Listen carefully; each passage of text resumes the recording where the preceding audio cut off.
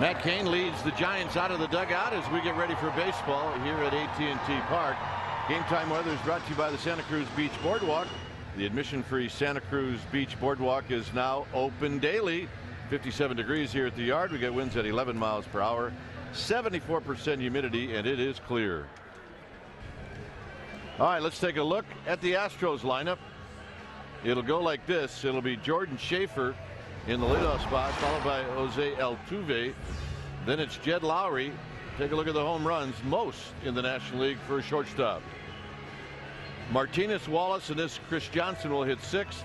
Bogusevic is in the 7th slot. Then it's Snyder and J.A. Happ. For the Giants, Matt Cain, he will be making his 13th start. Cain overall on the season, very fine year, 7-2 with a 2.41 ERA. You see, right-handers just not doing a whole lot against Matt Cain, is they're hitting only 176. He is 1-3 lifetime with a 4.69 ERA against this franchise.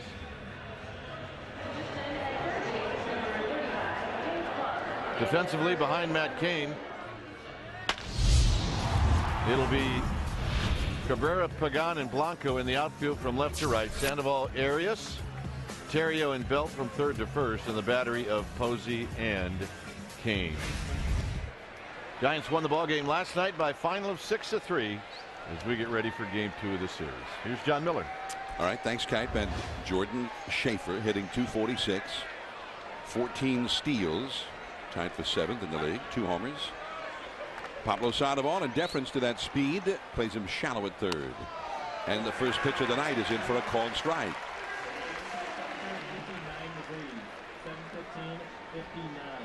59 degrees is the official game time temperature. And he blew the high fastball right by him. Strike 2. The wind is blowing out toward left field as the game begins. No clouds overhead, not yet anyway. And there is sun still shining out in the gap in right center field. Off the outside and up a little bit with that fastball. 1 ball, 2 strikes. It is kind of a shock when you, as you see the look of the sun and the shadows, the sun shining off the hitter's backdrop into the eyes of the hitters as Cain strikes out Schaefer with the high fastball on the inside.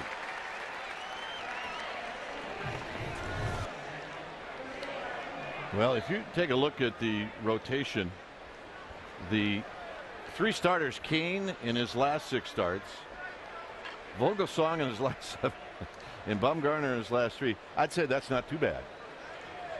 Cain in his longest winning streak, 7-2 overall for the year with 6 straight wins. Here is Altuve, and a foul that will go back into the second deck, off to the right, strike 1. Altuve, who is having an outstanding first half, 325 average. Melky Cabrera of the Giants leads the majors in hits. Altuve is 3rd in hits in the National League. Ooh, the big curveball, and he chased it, strike 2. Yeah, he doesn't throw that pitch a lot, and he will save it for certain spots, and he saved it here for Altuve. And this is a pest, Altuve. 0-2. He struck him out with the fastball. Cain has struck out the first 2. Well, Matt Cain this time the slow curveball, and then he just uses the power fastball right at the belt to Altuve. And yeah, it's a little tough to see right now, but Cain throwing well. Last night, Madison Bumgarner started his game striking out the side. Here's Jed Lowry, and he takes a called strike. Cain has thrown 8 pitches, 7 for strikes. 284 average, 12 home runs. He has hit more homers than any other shortstop in the majors up till now. The former Stanford star. Changeup. Whoa, where was that one? Looked pretty good. Ted Barrett back of the plate, the crew chief. Mike Malinsky at first, Angel Campos at second, and Brian Runge, the third base umpire. Ted Barrett, now a crew chief back of the plate. Change up, And a foul down off the foot. He's got that shin guard, the half shin guard over the right shin and ankle. 1 ball and 2 strikes. Matt Cain, 86 innings before tonight, only 65 hits allowed, 82 strikeouts, and only 16 walks. The high fastball popped up. Sandoval in foul ground. Nice inning for Cain. 11 pitches and out. The Giants are coming up. Bottom of the first inning, no score. Now it's time for the Giants to come up, and they'll be facing J.A. Happ. And Bruce Bochy's lineup looks like this. It'll be Blanco, Terrio, and then Melky Cabrera. Couple of hits last night, and check out his numbers against lefties. Posey, the cleanup hitter, then Pagan, followed by Sandoval, Belt. Arias gets a start, and Matt Cain on the hill. There's the lefty, J.A. Happ. Remember, he came over from the Philadelphia Phillies. 4-6 with a 4.54 ERA in his career lifetime against the Giants in 2 starts. He is 0-2. He's allowed 12 hits in 12 innings and 5 earned runs, 5 walks and 9 strikeouts.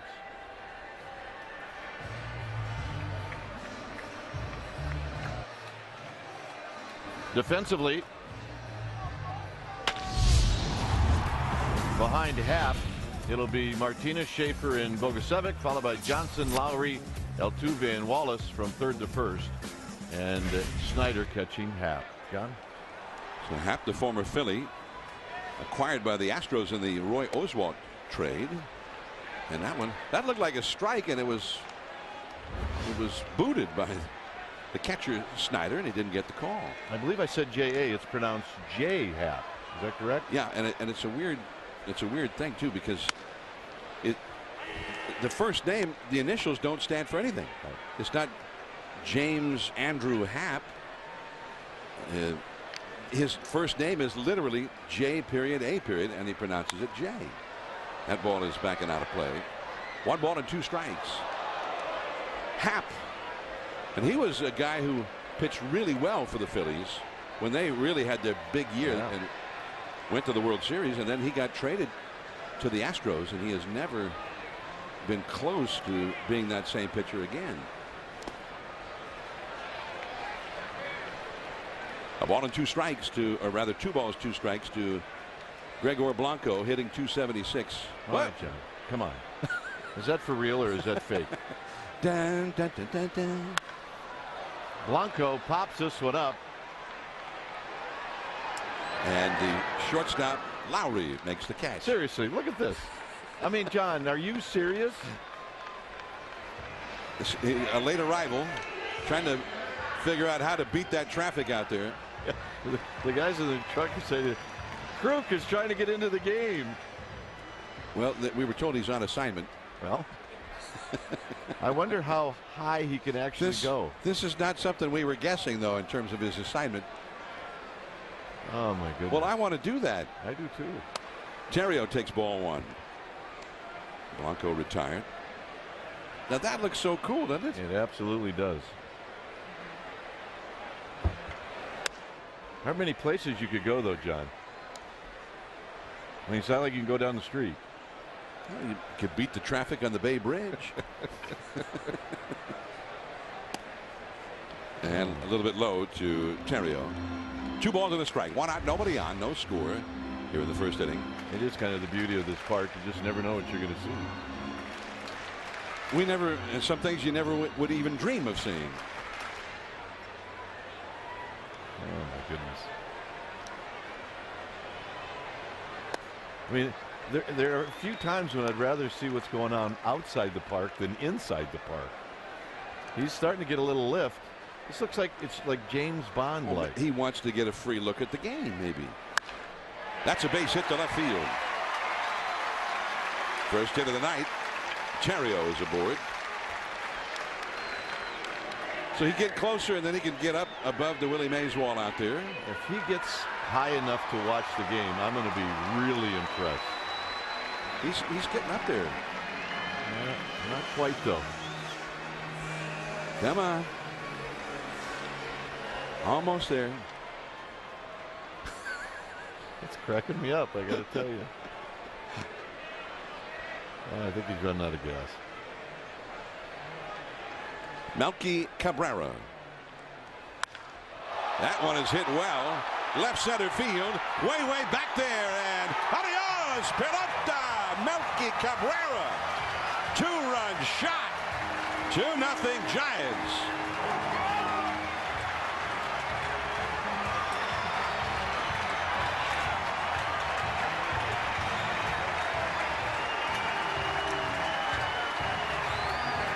Melky hit a couple of bloop singles last night.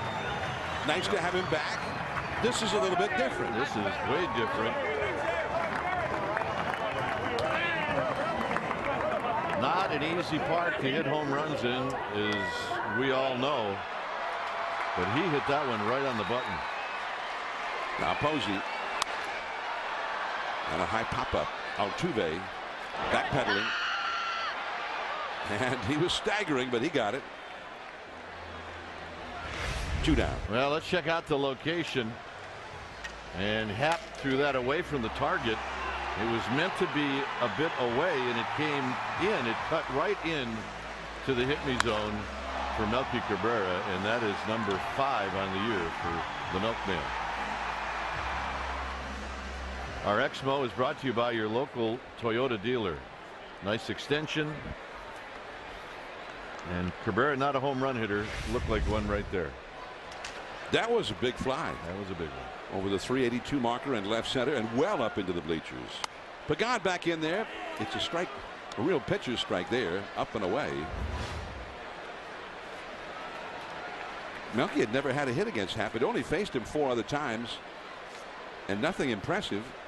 That one bounces in front of home plate. A ball and a strike. In his other plate appearances, he had a sacrifice bunt, a pop out, a fly ball out, and a ground out. And now tonight, boom, tape measure, big fly. I mean, that had to be 400, what, 410, 420 feet? Right in that area. Ball and 2 strikes now to Pagan. The picturesque scene. Oh, there's our man right out here. Yeah, there he is. Yeah. Still looking to have a look at this game. He missed the home run, I'm pretty sure. He heard the roar of the crowd. Although maybe he doesn't hear that much out there, but that his apparatus may have a lot of its own ambient noise. It is really pretty cool to watch.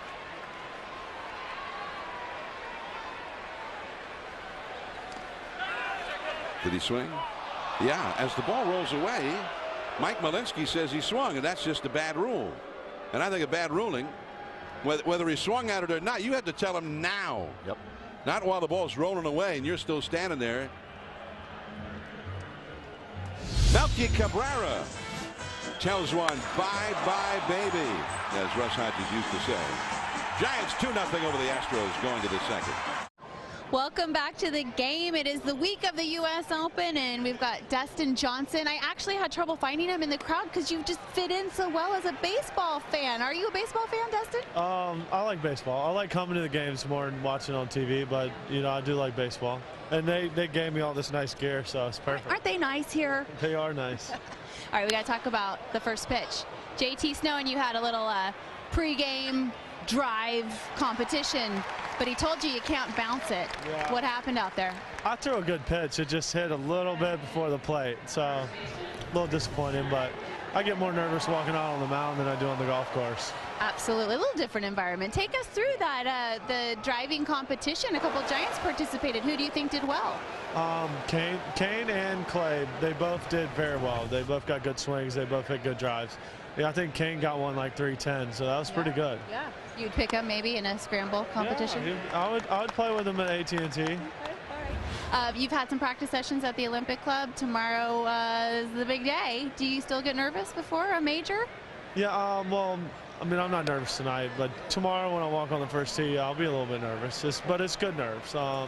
You know, I think, you know, a lot of guys, especially old timers that have played the game, veterans, you know, if you're not nervous when you walk on the first tee, then you shouldn't be going out there because it doesn't mean anything to you. So you got to be a little bit nervous. You work on that first pitch. Come back and visit us. Good luck to you this week. Thanks. All right, Dustin Johnson. Dwayne, John. All right. Thanks, Amy G. And thanks to Dustin Johnson. Good luck to him. Brett Wallace, the hitter, after J.D. Martinez hit a fly ball to fairly deep center for out number 1. Brett Wallace with a count of 3 balls and 1 strike facing Cain. Big, strong left-handed hitter with power. 2-0. The Giants on top here in the second. And that's back to the screen. High fastball. Well, he's got a powerful swing. He's got a good build for a power hitter. You know, not too tall, just compact enough where you can get some strength. Considered a great prospect for a long time, but he has never had much success at the big league level. 3-2 the count, and he struck him out with a changeup, and that was a beauty.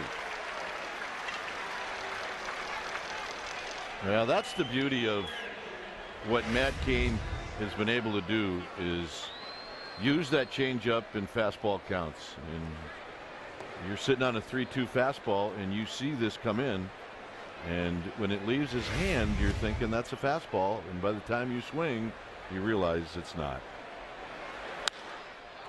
That's a foul down the right field line. Well back out of play. Chris Johnson, powerful right-handed batter.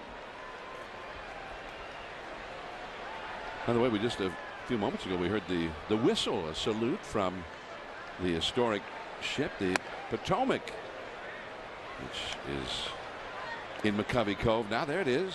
Beautiful historic vessel. At one time it was the official presidential yacht of FDR, Franklin Delano Roosevelt. And it's 1-2 now to Chris Johnson, and it's permanently moored now over at Jack London Square in Oakland, and got an outstanding crew that keeps it up, and you can hire it for bay cruises and that sort of thing, business functions. Here comes Arias. Very nicely done. Some people like to come to the game on the historic vessel. Some like to have it sort of a more modern way of getting here. Unbelievable. Now the Giants, last of the second. Pablo Sandoval. Strike 1 called. Pablo hitting 6th in the order against the left-handed Jay Happ.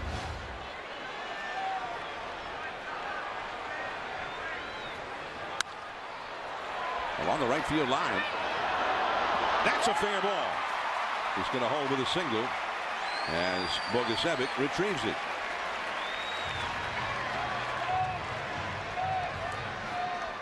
Well, the Dodgers are going to be in town, and it's the rivalry that we all adore. So get your first look at the 2012 first place Dodgers at AT&T Park. Starting out on July 25th, Monday and Tuesday are both 7:15 start times. Wednesdays a 12:45 ball game. So go to sfgiants.com, purchase your tickets. Giants, Dodgers, and get them now because they may not be around that much longer. They may not.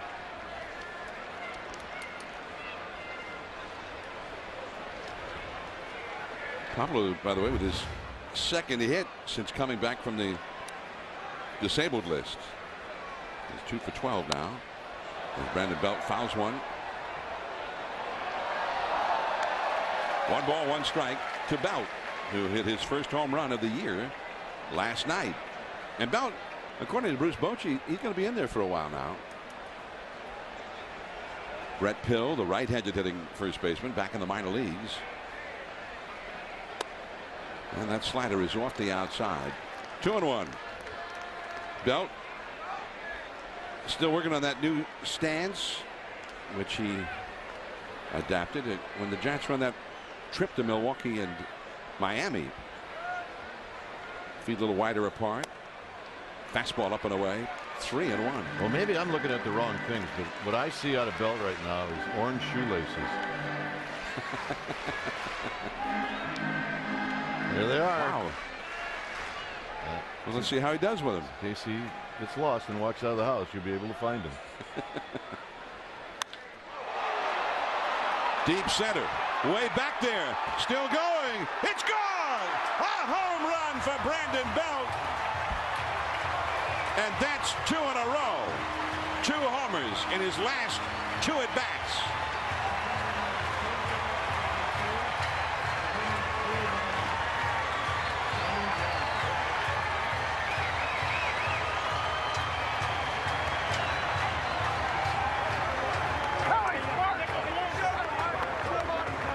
Well, don't change the shoelaces. Absolutely not. Good extension. Kind of a compact swing for a tall, rangy guy. And I think Belt was the only guy in this place that thought it was gone. We're not used to seeing balls go over that wall or any wall for that matter. Out of play off the right field line by Arias. Now from our splash cam, he hit it square, and this was not one that just scraped the top of the wall either. That ball is driven toward left center. Schaefer, no! Arias will stop at second with a double.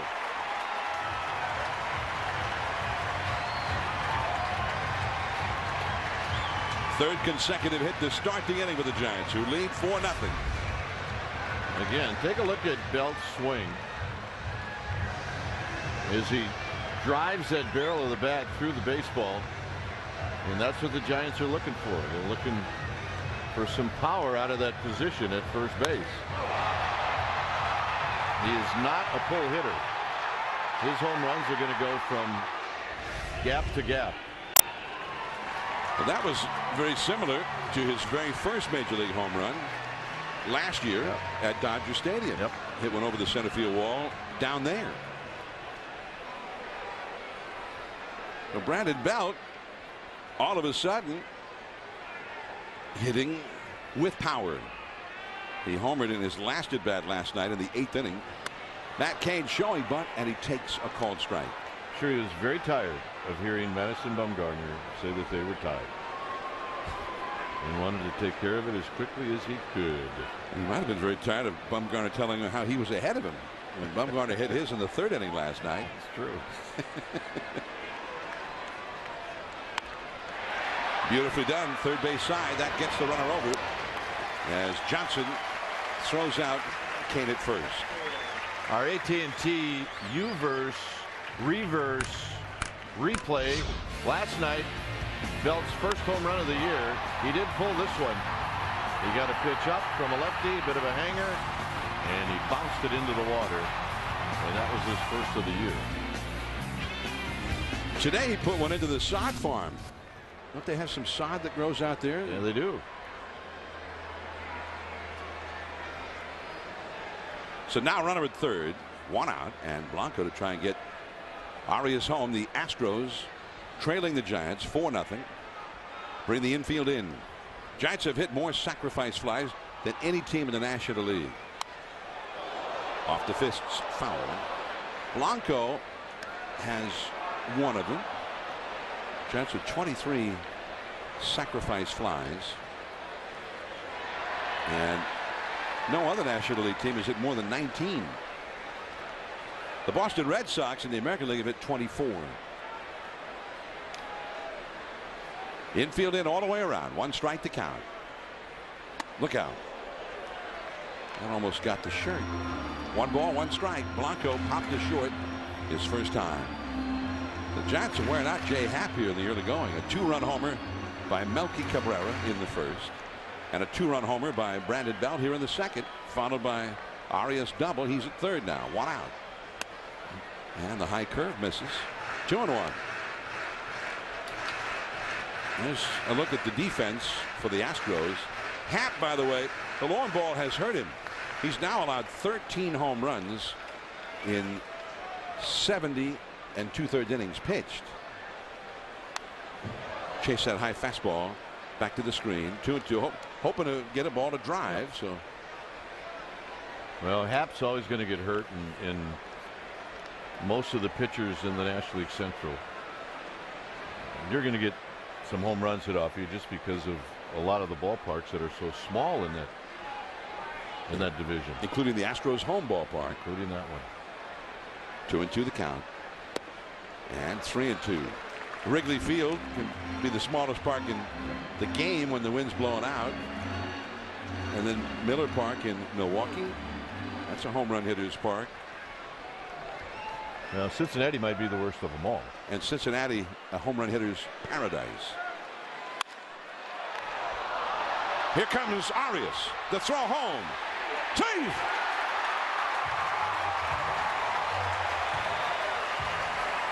The first baseman, Wallace, dropped that ball, picked it up, and tagged the bag to retire Blanco, and then tried to get the double play at the plate.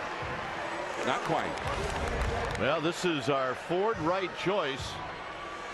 Now the base runner at third, Arias, he does not break until he sees that Wallace has juggled this, and he really makes a unique slide at home to avoid the tag.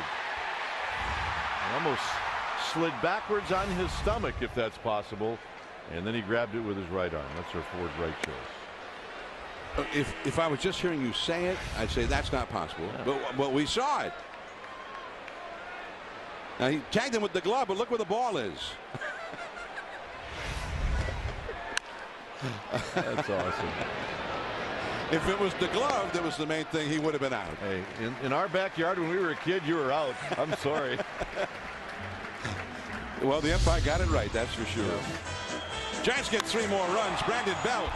Tell it bye-bye, baby. They've hit 2 in 2 innings. 5-0.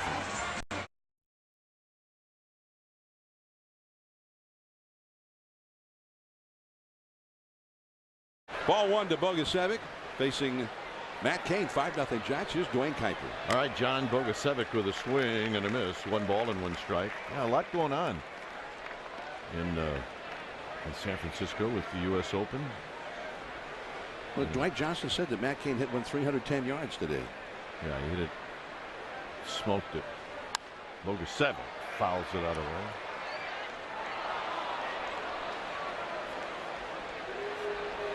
Sitting down by the railing next to Ted Griggs on your left is Mark Lazarus. He is the chairman of NBC Sports, along with Josh Baer.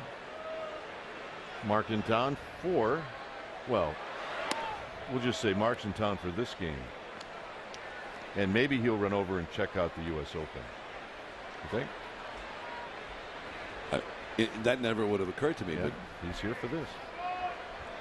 2-2 on one of the NBC Sports family of networks. Yes, it is. This is chopped foul.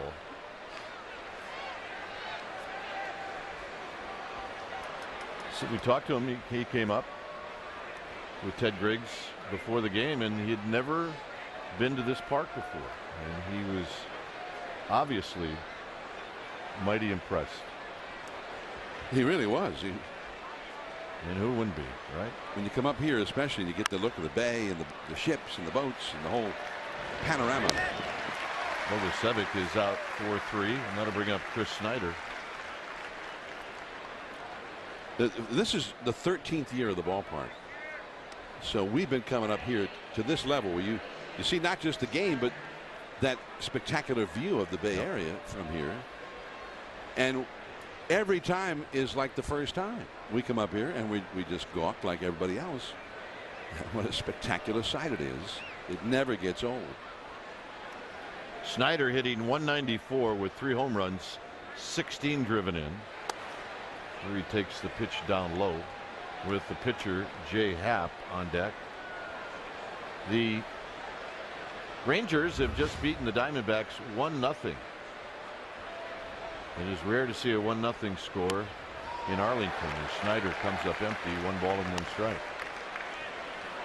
Joe Nathan got the save. The only run of that game scored in the 8th inning. They haven't posted it just yet on the hand operated scoreboard here at AT&T Park. They're pretty quick though. Snyder breaks his bat and rolls this foul. Oh, they posted it now. There you go. That was quick. By the way, see if you can guess who drove in the only run for Texas. Your Torrealba. No, Napoli was playing, so unless Napoli was DH. Well, Napoli scored the run. Okay. Driven in by Craig Gentry. Oh, I mean, the man who looks like the greatest hitter that we've seen all year. Mr. 3000. He's now hitting .340 for the season. What, he had about, what, 9 hits in 3 days here? He did. 1-2 pitch. And Snyder had a good rip, and he fouls it back. That was Matt Harrison, the guy who shut out the Giants last Friday. He went 7 1/3 shutout innings in that game. Now, there was a rain delay in that game, and it looks like both managers came back out after the delay and used his starters. And the delay occurred in the 4th inning. Both starters, Wade Miley for the D-backs and Harrison of the Rangers, stayed in. Snyder a good take. 2-2. Brats. We got brats. We got onions too. Yeah, you better keep those behind glass. 2-2 pitch. Got it. Strikeout number 4. Well, Matt Cain is putting the ball right where he wants it to go. Look, the target opposing right where that ball is, right on the edge. Beauty. Here's our Geico quote of the game. It comes from Mickey Mantle, and it's on golf. The only sure rule in golf is he who has the fastest cart never has to play the bad lie. Meaning that if you get to the ball first, yeah, explain that one to me. you can move it. And the slower cart won't see you. That never happens in golf, does it? No. So obviously it does then. Happ takes a strike, 1 ball and 1 strike. This guy's got to be getting tired, or it looks like he's leaving. He is. He's heading out of McCovey Cove. He's heading out into the open water. It's a one-man wolf pack. He is out of here, baby. He is gone. That's a great toy too. We have to get one. Sure. Or 2. Yeah, make it 4. 1-2 pitch. And Happ takes high. 2-2. Bruce Bochy was out on the bay today in an America's Cup boat. Said he was mighty impressed. It was an Oracle. Mike went yesterday. That's what he was doing on the special assignment. Yeah. Got him. 5 strikeouts for Cain. Melky Cabrera is going to lead it off. The Milkman, all he did in the first inning was park one into the seats. So when we come back, it'll be the Milkman. Here we are in the bottom of the 3rd inning. It's a 5-0 lead for the Giants. A pair of 2-run home runs in this game, Cabrera and Belt. And Melky Cabrera has a couple of RBIs tonight. And on the first pitch, he will pop this one out of play. Melky, a lot of switch hitters hit better left-handed because they face right-handed pitching 70% of the time. Right. They just get a lot more opportunity to swing from that side. Melky's, he's the opposite. He is killing left-handed pitching. He's hitting better than .430 batting right-handed. Well, tonight, tomorrow, and Friday, all lefties. The 2-1, and Cabrera shoots it foul. That's Wandy Rodriguez for the Astros tomorrow. And then the Giants on to Seattle on Friday with Jason Vargas, tough left-hander.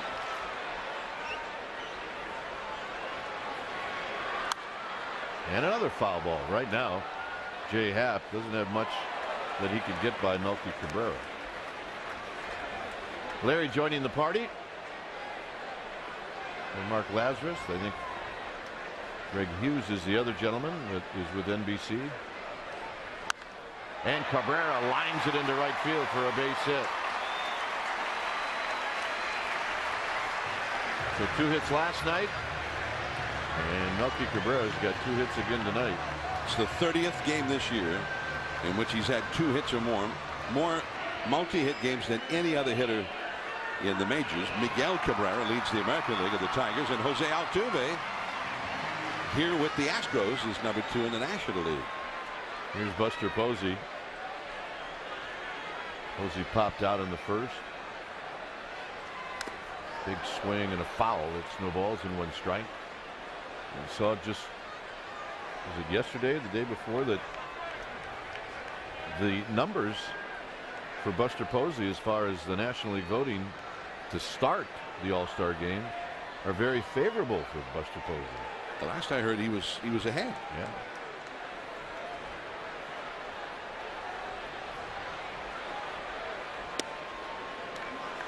Happ with a teaser down around the knees. 1 ball and 1 strike.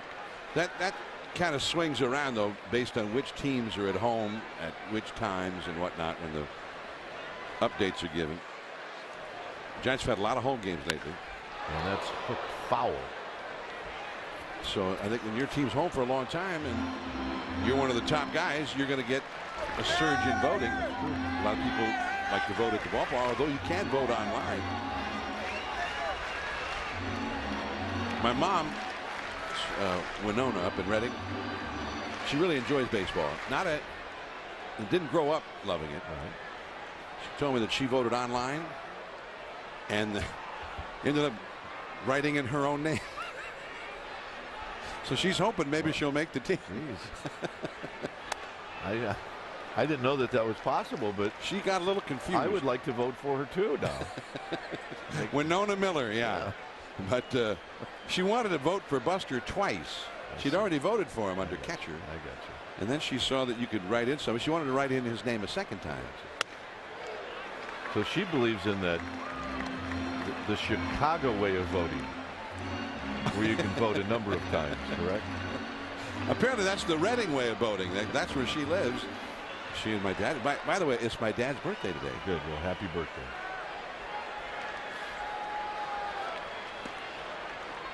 Buster Posey down the left field line. That's a solid base hit. Cabrera stretching it out, and they're going to hold him up. Melky Cabrera, you just watch him to make sure the hamstring is okay. And a double for Buster Posey.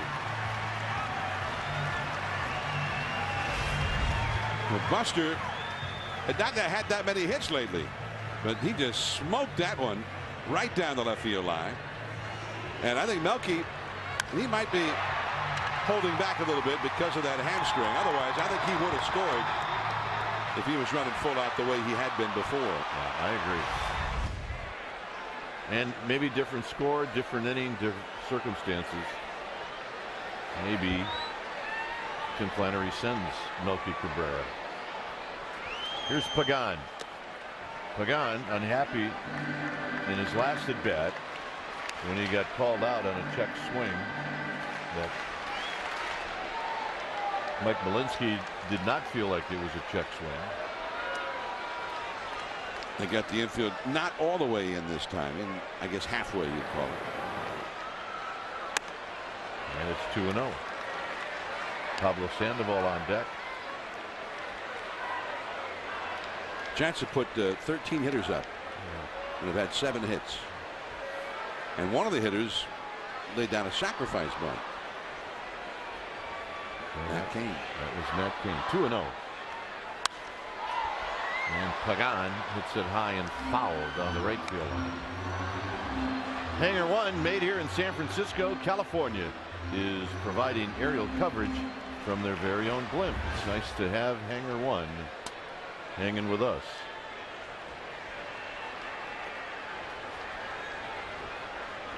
Some beautiful shots of this great city. Swing and a miss, 2-2. And a little over anxious there. But that's what Happ wants to do.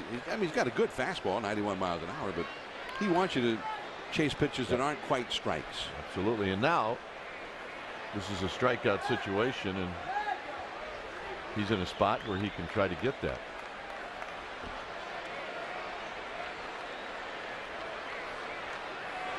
And he does. So Happ's only got 2 strikeouts, and they've both been to Pagan. And now the Panda's going to hit. Sandoval blooped the single down the right field line to open up the second. Now you got Pablo, switch hitter, who's going to bat right-handed. You got a left-handed hitter on deck. But I don't know that anybody thinks Pablo is that dangerous yet right-handed. And Belt's already hit a home run over the center field wall. So they're going after Pablo. Infield in. And Sandoval chases a bad pitch. And it's 0-1. And he's done a lot of that since he came off the disabled list. He looked a little over anxious, and his timing may not be there just yet, especially right-handed.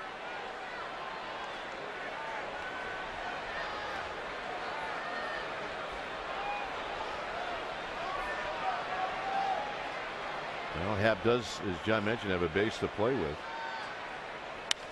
And he flips him to right, and he's got a hit. Cabrera's going to score. It's 6-0. Posey goes to third, and Sandoval is 2 for 2. I'm not even sure that was a strike. It didn't look that much different than the first one that he swung and missed at. And I think Happ was saying, well, he chased it once, maybe he'll chase it again. Here's a look. Look at that. The catcher was getting ready to play it on the bounce. Well, this turns the glove facing upward. That's going to bounce into him. That's why when you see Sandoval swinging a bad pitch, you almost have to catch yourself by not getting on him too much, because he can do that. So here's Belt. Belt hit the home run to center field in the second inning.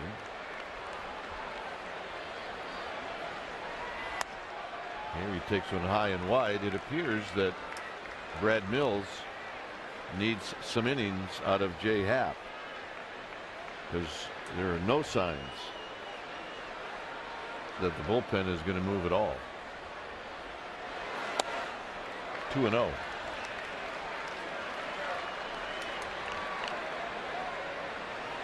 Well, the Jets have been waiting all year to see Brandon Belt really get it going. They saw some signs in that road trip to Milwaukee and Miami they were very hopeful about, and since then on occasion, but nothing steady.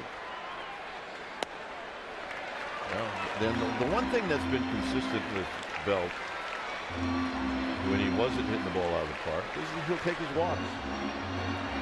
Well, his average is only 227 coming in.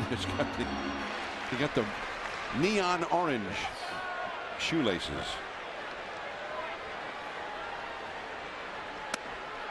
But hitting 227 at game time tonight, but his on base percentage 345. So he has that ability to be discerning at the plate and work a deep count, as he's done right here. And Belt's got a base hit to right field.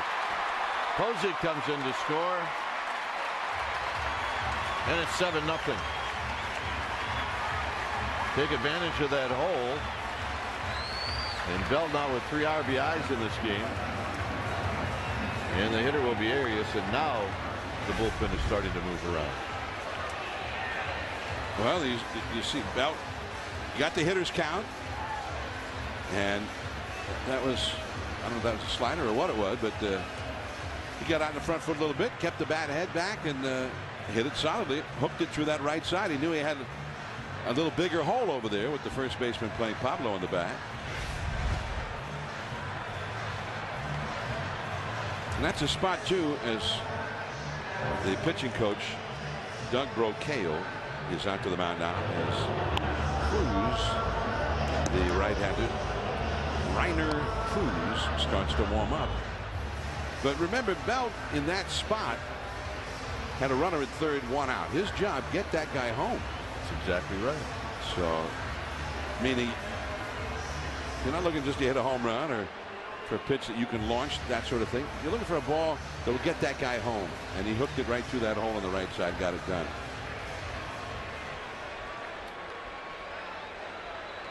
Still only 1 out. The strikeout by Pagan.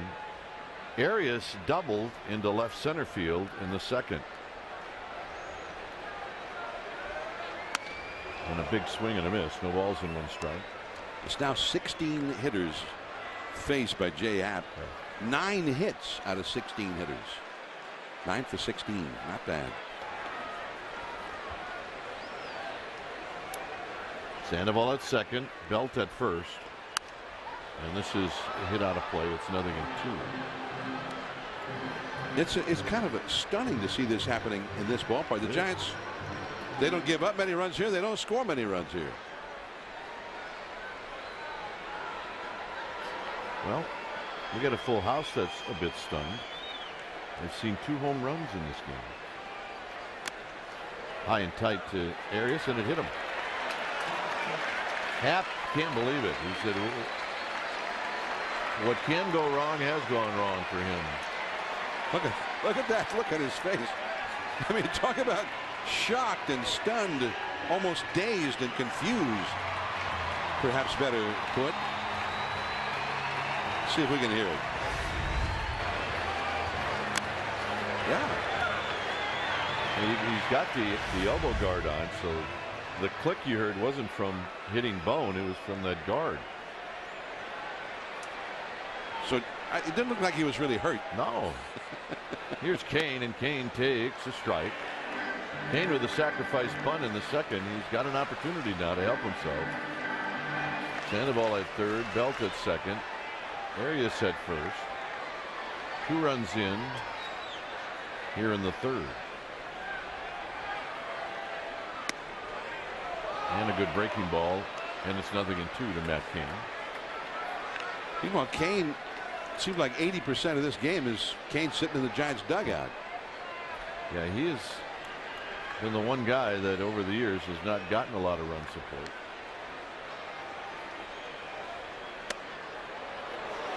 Happ wanted it, 1-2. That's probably the pitch that Matt Cain got when he was out on the mound.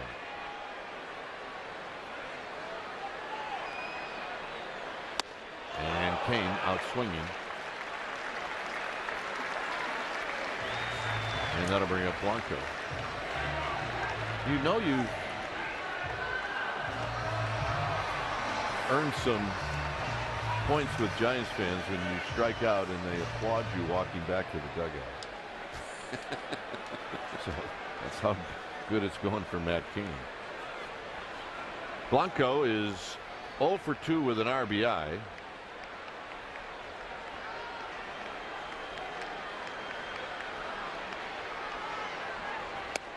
And he takes low and away.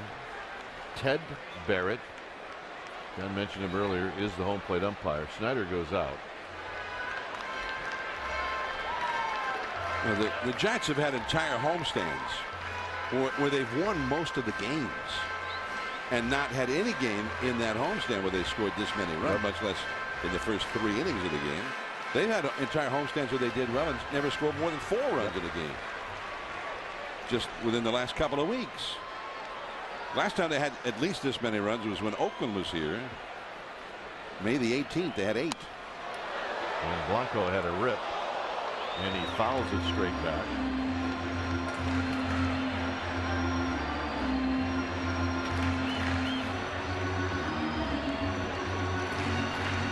This has been a long inning. 33 pitches in just this inning. Nightmare if you're Jay Happ. Blocked by Snyder. 2 balls and a strike. By the way, the most runs the Giants have scored in any home game all year is 8.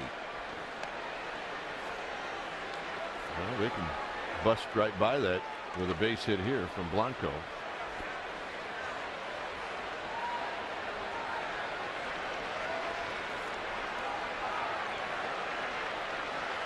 So it's 2 balls and a strike. And Blanco got a piece. It's 2-2. Happ went with the high fastball. There's Ryan Theriot, who singled in front of Melky Cabrera's home run in the very first inning. His Astros team has really struggled on the road. They're 8-21 on the road. 2-2 to Blanco. Got him, and that'll end the inning. Giants on the board twice. After 3, it's 7-0 Giants. They scored 7 runs on 9 hits. Here's Jordan Schaefer. Cain was 9 up, 9 down with 5 strikeouts through the first 3 innings. Strike to Schaefer with Sandoval in at third, thinking that Schaefer might just lay down a bunt. Wouldn't seem all that likely, but you just never know. Boy, Cain right now is painting the corners. It's 1-2. You know, it's more complicated than just having the full lineup intact, but it is sort of exciting to see what can happen. The Giants have a healthy lineup in there tonight. The only guy that's hacked off right now is Pagan. Lifted foul and out of play. He struck out twice.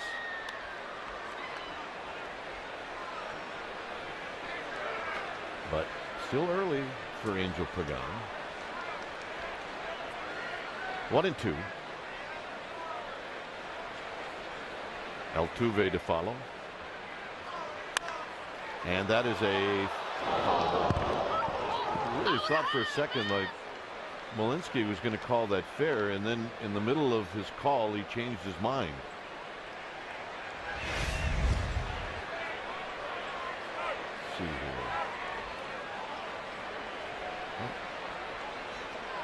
Foul, although Brad Mills is coming out.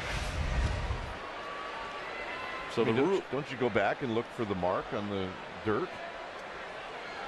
Well, and Mills is, you know, when it bounces before the base, the ruling is, well, where is it as it gets to first base? Is it over the bag or is it on the foul side of the bag? That's right. And it's hard for the manager. I mean, what's the manager going to argue? The first base umpire, even if you think he got it blatantly wrong, he's standing right on top of it. You're in the dugout. But if the hitter has to really react, because the hitter has to have the best angle. All right, so I mean, almost to the base. Almost looked like it did. That's foul down the left field line. And you know, I always hesitate, even though our camera guys do such a great job of capturing those images. If you're not exactly straight down the line, it can be a little deceiving, those replay angles, whether it's fair or foul. Absolutely.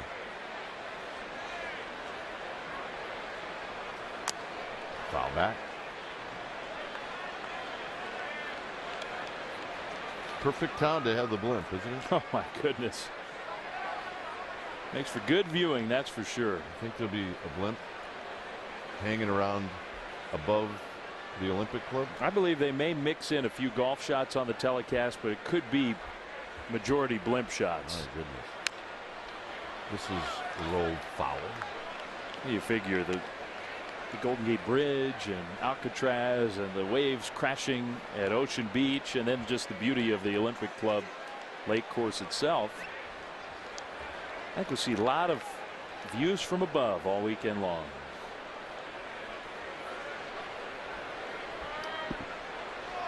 Got him. Check in with Amy G. Well, Dwayne, last night, Madison Bumgarner, of course, hit his first career home run. He also recorded 12 strikeouts, and in doing so, he became the third Giants pitcher, just the third since 1900, to record 12 or more Ks and hit a home run in the same game. He joins Juan Marichal, who did it back in 1963 against the Mets, and our very own Mike Krukow, who did it in 1985 against the Astros. Gentlemen. All right, thanks, Amy. Here's Altuve. Altuve looks at a strike. Our own Mike Krukow. Yeah. He had what, 7, 8 home runs in his career? He could hit. Mike was a catcher when he went to college. He was recruited as a position player to Cal Poly, and then he had a good arm. Ultimately took up pitching full time. It's a good move. I think that worked out well for Mike. Very much so. Plus, he got 4 days in between starts to talk and work on his broadcasting skills. There's a strike to Altuve, 1-2. Although he's a little bit like Vogelsong. He started to get grumpy, grouchy. Just about the day before. So, but the day of, forget it. Yeah. Away. 2.5, 3 days to work on it. Mike used to go into the park with the same group of guys every day. And the day he pitched, those guys would rather have walked from Foster City. No fun. No, let's just walk. 1-2 to Altuve. Altuve struck out. I mean, you talk about having a fine year. This little guy's having a fine year. Well, I mean, he's a guy, he's 22 years old, so he's the same age as Bumgarner. He came up last year. He had something like 30 games above single-A baseball when the Astros promoted him. He had such a great year in the minor leagues. It was just destroying it down there. They just brought him up. He got him.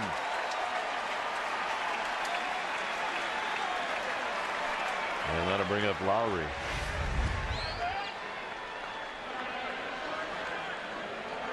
Well, I don't know about that one. I mean, if you're Altuve, you have to think that that's high. I mean, look, I know he ducked it a little bit, but still. For every other hitter, that's a thigh-high pitch. For Altuve, that's up around his shoulders. I mean, he's 5'6". Here's Lowry. Lowry takes a strike. You can see why Altuve was a little ticked off, though. Another guy having a good year. Middle infield for the Astros, second base and shortstop. They're getting all their offense from those two spots. A switch hitting shortstop who hits home runs. That's pretty rare. He's got 12. And look, we know that that ballpark is small, but 12 is 12. And this one is down low to Jed Lowry. I mean, another great story. Jed Lowry, a kid from Oregon, so he grew up out west, knowing a lot about the Giants. Came to Stanford and was not a. I mean, look, he's not a huge guy. He was not a highly recruited player at all. Plus, what I like about him is he's got the old school stance. When I got to the big leagues, if you look to see his stance, it's a closed stance. That was 70% of the batting stances were closed, like Lowry. Now it's more stances are open. That's old style right there. Hopped out of play.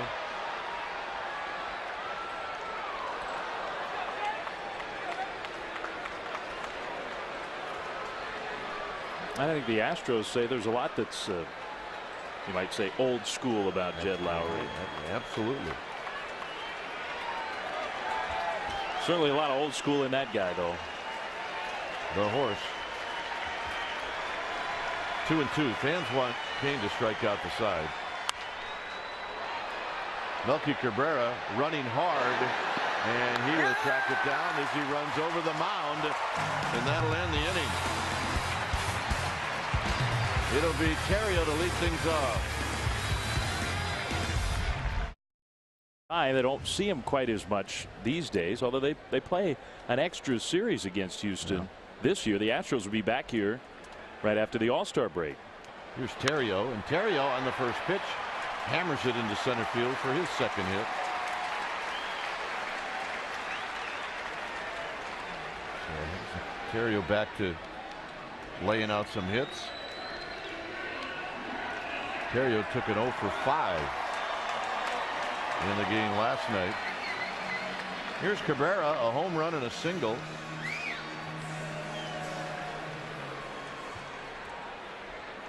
Absolutely torturing left-handed pitching, Melky Cabrera. And he takes outside. The good news, we mentioned it when John was in here, a lefty tomorrow in Wandy Rodriguez, and then Jason Vargas will pitch on Friday. He is also a lefty. Remember when it was it was the kryptonite earlier in the year for the Giants, facing left-handed pitching. Oh, Jamie Moyer, whoever it was. Now, much better. Terrio with his lead. Giants have 10 hits. And the pitch is down low. It's not likely that Terrio will be running here. Posey, the man on deck. Terrio has shown a little spunk on the base paths. He's been stealing some bases. I was down at the clubhouse before the game today, and Terrio had his son Houston with him. And I asked his 7-year-old son, well, he was good a hitter, better hitter than your dad, and Ryan said, well, he might be faster than I am. And so I turned to little Houston. I said, is that right? You faster than your dad? And he goes, well, my dad used to be a lot faster than he is now. Yeah, this has popped up. They say Houston does not lack for personality. Snyder now at the last second decided to check it out. It's a full count. I thought that was a pretty good line, though. Yeah, my dad's lost a little speed over the years. Thanks, son. Well, once he started to play and then started to contribute, more of Terrio's personality has come out. Yeah. And we're really finding out a lot of good things about that man. 3-2 pitch, and Melky Cabrera chases a high fastball. Well, Friday, June 29th is the first annual Giants Garlic Festival in community partnership with the Gilroy Garlic Festival. Now you need a special ticket, and how do you do it? You call 415-972-2298 or visit sfgiants.com/special effects. Here's Buster Posey. Posey hammers one into center field. Terrio is going to hit the bag. He'll go to third. Hey, Houston's old man could still run a little bit. That's right. Yeah, yo, Houston, this is for you, pal. Take a good look at your old man. Look at him go. That is smoke coming out of those feet. Take that, you little wise 7-year-old. That was for his kid. All right, here's Pagan. Pagan needs to get in the act. Everybody else has sort of been a part of this 7-0 Giants lead. And he struck out twice. So you know he wants a hit here badly. Especially in the third inning with runners at second and third.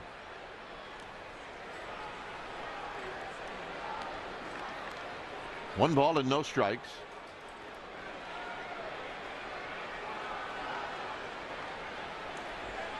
Interesting that Bruce Bochy today before the game said he really thought that maybe for the rest of this year that Pagan could fit in that fifth spot against left-handed pitching. Well, it's amazing what you learn about someone that you haven't seen play a lot, and I think the Giants learned a lot about Angel Pagan. I think they knew quite a bit, but a lot of his game has been a surprise to all of us. Here he looks at a strike. It's 2-1. I mean, the point for the Giants manager, I think, was everybody just assumed, Bochy included, Sandoval's back. Well, he's the fifth place hitter. Lefties, righties, who cares? And Pagan's been impressive enough to where, especially from Pablo's now weaker side with that hand, Pagan may hit above him. And Pagan attacks that high fastball. It's 2-2. The Panda's on deck. This gentleman has been collecting these for a while.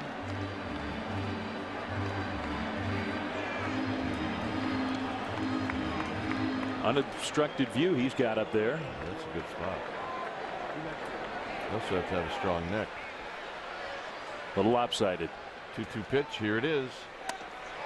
And Pagan kind of bluffed his way out of that one. It's 3-2. He sold that one pretty well. Man, that almost got me.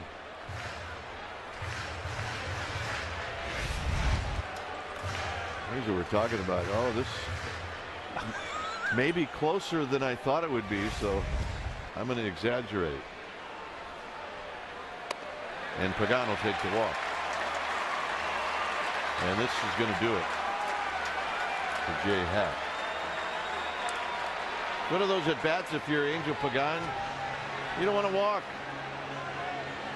but you also don't want to swing at a bad pitch. When it's time for a change, think Speedy Oil Change and Tune-Up. Your oil change tune-up and smog experts. We'll be back. 7-0 Giants. Bases loaded with 1 out. The new pitcher is Reiner Cruz. And what we know about Reiner Cruz is, well, for tonight, he's the first guy out of the bullpen. His ERA isn't very good. In 19 innings, he's allowed 15 earned runs. So he'll be facing Pablo Sandoval, and right now Sandoval hitting from his better side. And you might have seen, maybe our viewers tonight could see that final warm-up pitch. You'll see it soon. He's got kind of a funky delivery from the right side, which you would think would expose him a bit against left-handed hitters. We'll see. So here's Sandoval with 1 out and the bases loaded.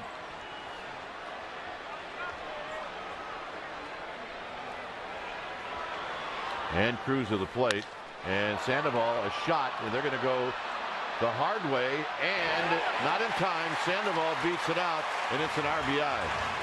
But the Astros did a lot better than I thought they were going to do, and that's even with a poor throw to Lowry. So I give Lowry credit for turning that.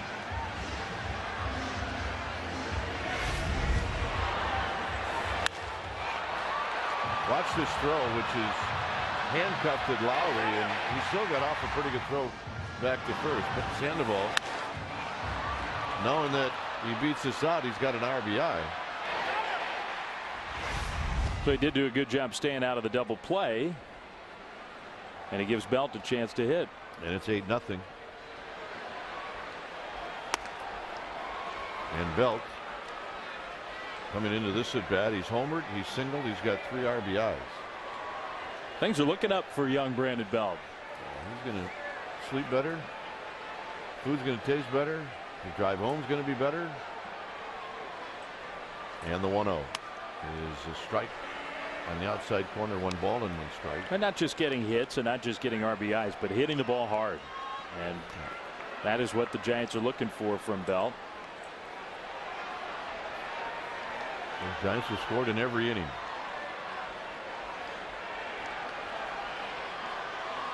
Swing and a miss, 1-2.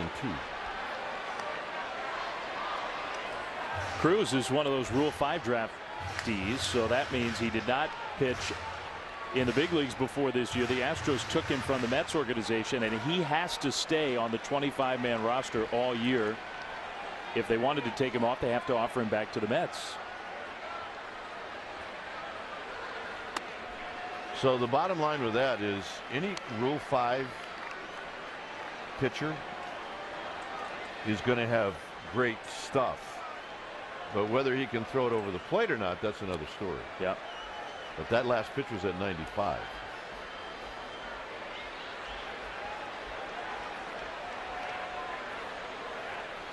And Belt stays alive with the breaking ball. Well, Belt, we were talking about hitting the ball hard. The shoelaces working tonight. Working pretty well, I think. I mean, that ball was crushed to center field, right into the avocado tree. Better than 400 feet. Second home run in as many games and as many at bats for Brandon Belt. 2-2 to Belt. And it's wide.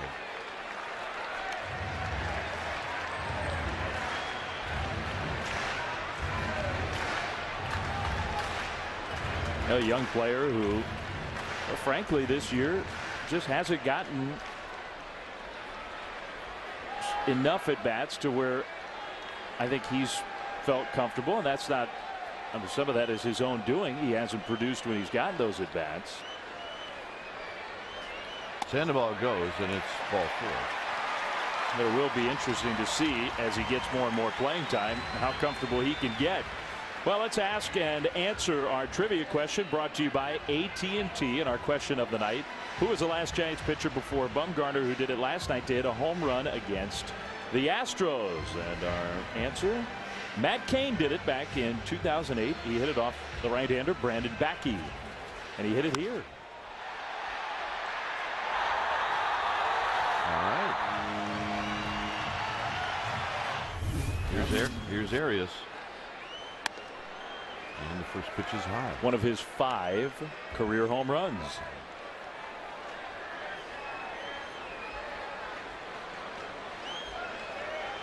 I'll tell you about just a really brief conversation that I heard today. Here's the 1-0 pitch to Arias. Swing and a miss. 1 ball and 1 strike. Our friend Dave Raymond from over the radio side of the Astros and I were talking with Ryan Theriot, and Bumgarner came up and said to Theriot, so how many home runs do you have this year? So he's feeling a little frisky. And the 1-1 to Arias. Little flip job, and it's going to be caught, and that'll end the inning. I cannot tell you what Theriot called him. Tell it to me when we go to commercial. It wasn't pretty. Another sellout crowd here at AT&T Park, and what are they watching? Well, they're watching the Giants beat on somebody, and they lead this one through 4 by a score of 8-0. All right, here to do the play-by-play for the next 2 innings is Dave Fleming. Dave? Yeah, you're not going anywhere, are you? I'm going to get a cup of tea. I'll be right back. Okay, don't go far. JD Martinez for the Astros against Matt Cain. And this has been an unbelievable night here. Cain has had to wait a long time in between each inning on the mound. And it hasn't affected his sharpness so far. He kind of hung a slider there, and Martinez ripped it foul. And I say slider, that was a slower breaking ball. The curveball, just a foul ball, 1-1. I mean, the Giants have had 11 hits.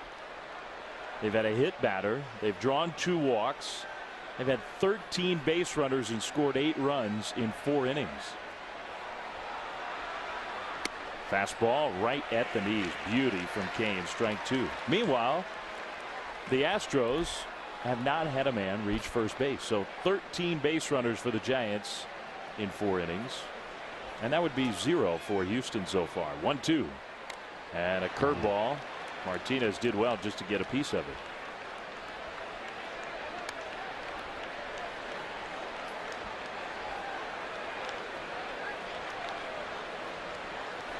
Now Matt Cain, who has won not just 6 straight decisions but 6 consecutive starts, he's been the winner.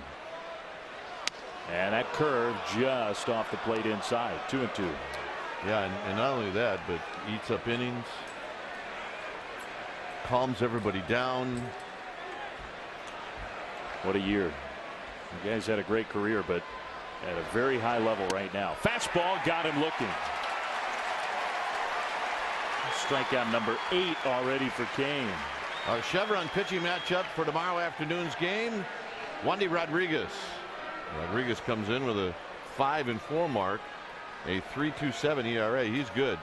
And it'll be Barry Zito with a 5-3 mark and a 3.24 ERA. So check us out right here on Comcast Sportsnet Bay Area for noon baseball pregame live. That's when we'll start for the final game of the series. That's our Chevron pitching matchup.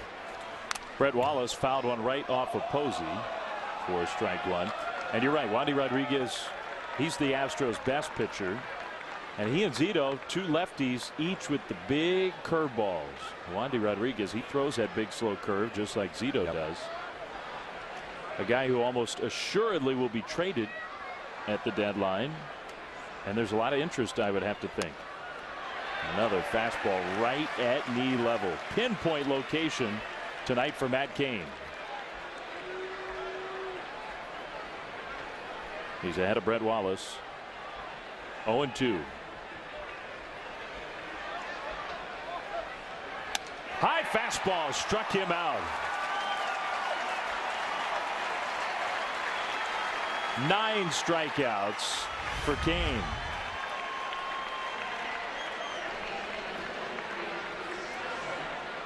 Here's the high fastball, and that's exactly where Buster Posey wanted Matt Cain to throw it. It would not be accurate to say Cain's not a strikeout pitcher because he's got strikeout stuff, but not typically quite like this. Catches the outside with a slider, perfectly thrown again to Chris Johnson. 0-1. All right, well, let's look.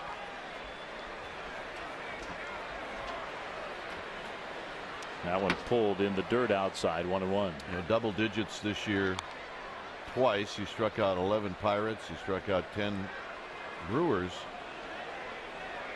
Yeah, but consistently right around 7, 8 a game.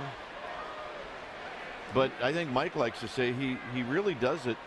He goes for the strikeout when he needs a strikeout. Well, right now he's in a rhythm where he's got these Astros hitters off balance. He's got a good rhythm with home plate umpire Ted Barrett, and he and Buster Posey got something going on right now. Well, he's got a chance to strike out the side here with his 1-2 pitch. Posey tried to hold it to get the call. Not quite. Well, a lot of the umpires in this park thought that that last pitch was a strike, but it was not a strike. And the one that counts saw it that way. So now it's 2-2. Johnson puts it in play with some crazy spin on it to Terrio for the third out. So Matt Cain still has not allowed anyone to reach first base. He and the Giants with an 8-0 lead. It is 8-0 Giants, and Matt Cain, the pitcher, will lead off against Reiner Cruz, the reliever on for the Astros. He got the final out in the 4th inning in relief of Jay Happ, who gave up 8 runs in 3 1/3. Now Cain broke his bat, but still singles to left field. So Matt Cain with a base hit, 12th hit of the night for the Giants. Well, if you can't watch the Giants on Comcast Sportsnet Bay Area, take the Giants with you on the road with MLB.tv. Subscribe today to see every out-of-market Giants game live online in HD quality. SFGiants.com, that's where you order and get more details. MLB.tv. We have that. Yes, we do. We do a little bit of traveling. Yep, we have that.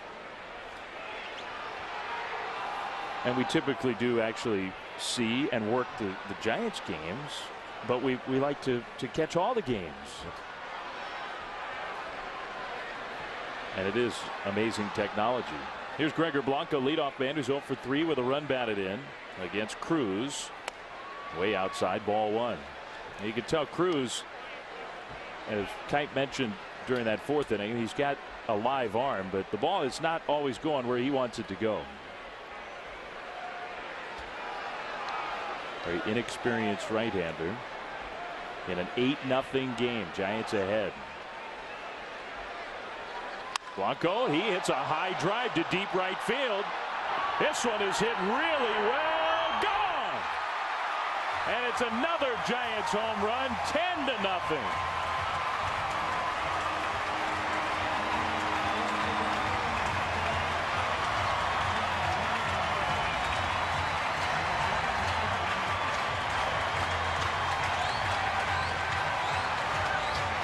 Blanco's 4th. Giants season high 10 runs. And they are pouring it on. Well, you hit it in this spot in the park, and you don't have to hit it very far. And Blanco gets it very high. And is it going to stay in the air long enough? It absolutely does. Right up onto the arcade. 10-0 Giants as Terrio takes a strike. Wow. I mean, when we watched this ballpark being built, we thought that was going to happen a lot. Over and over and over again. And it just doesn't. Well, one guy did. Everybody else, this doesn't happen that much. I'll tell you what, Gregor Blanco, though, not the biggest guy, not quite Jose Altuve, but 4 home runs. He's got pop. He does.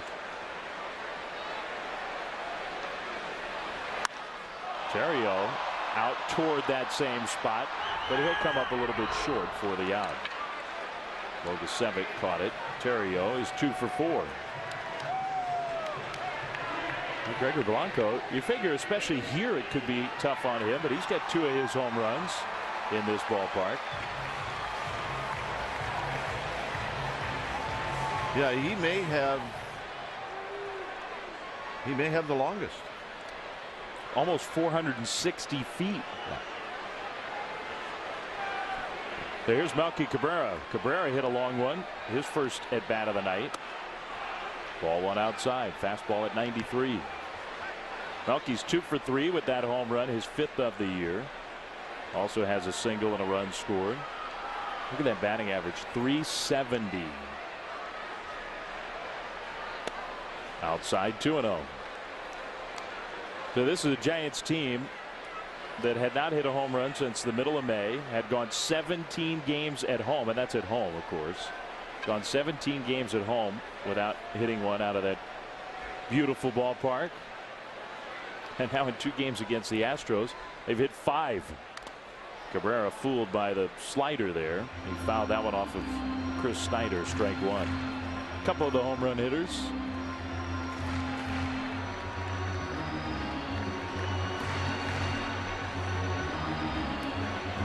All-star voting through the 2nd round of balloting, and Melky Cabrera, he is real close to one of those starting spots. He is. Pretty impressive. Those 3 guys ahead of him having huge years, although of course Kemp been hurt a lot. The Giants fans are supporting Melky Cabrera, that's for sure. This Snyder got dinged so much so now that the trainer and the manager are going to come out, and this is one of those where I have a general idea where it got him, and if memory serves me correct, all you need is time.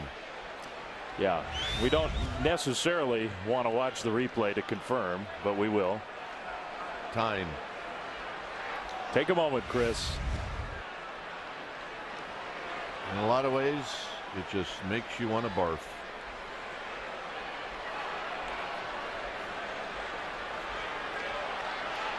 Okay. Yeah, I'm fine. Time is in.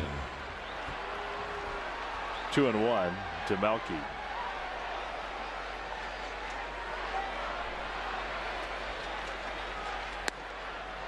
There's that pitch. That's the one Cain has used so much tonight. That fastball right at the knees. There's Matt Cain, who still has not allowed a base runner in 5 innings. Off the plate, full count to Cabrera, 3-2. But the strike zone was established by Ted Barrett, I think, real early in this game, and Cain he's taken advantage of it.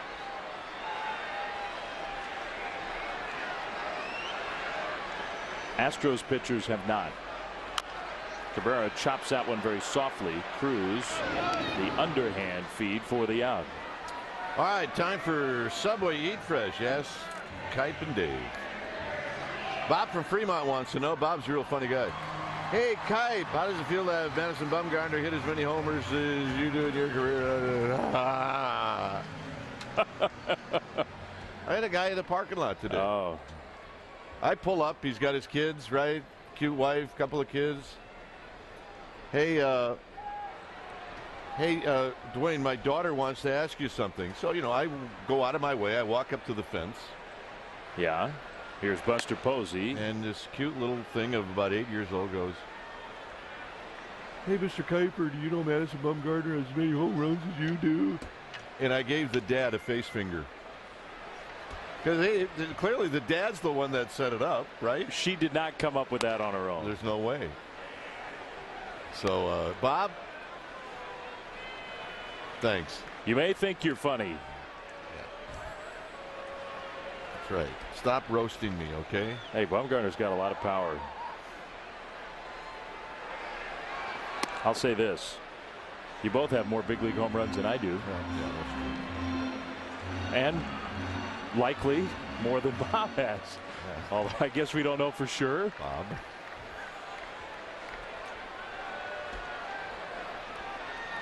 Two and one to Posey, who's got a couple of hits, single and a double, and he's got knocked down by Wallace. He'll pick it up and throw to Cruz for the out. He got robbed of a third hit there. Hit another ball hard. 2 more though on the Blanco home run. 10-0 Giants. 13 hits for the Giants. The Astros have had nobody get to first base against Cain. Emmanuel Burris in to play second in place of Ryan Theriot. and presumably just to get Burris a little time. He has not had much of it of late. Brian Bogusevic, left-handed hitter with a lot of power, takes a changeup for ball one. A's beat the Rockies. You care? Come from behind victory, huh? Yep. In the 9th inning. Man, and every day Coors Field looks more and more like the pre-Humidor Coors. It was 4-2 in the first inning. The batteries ran out on the Humidor. Fastball just blew it right by Bogusevic.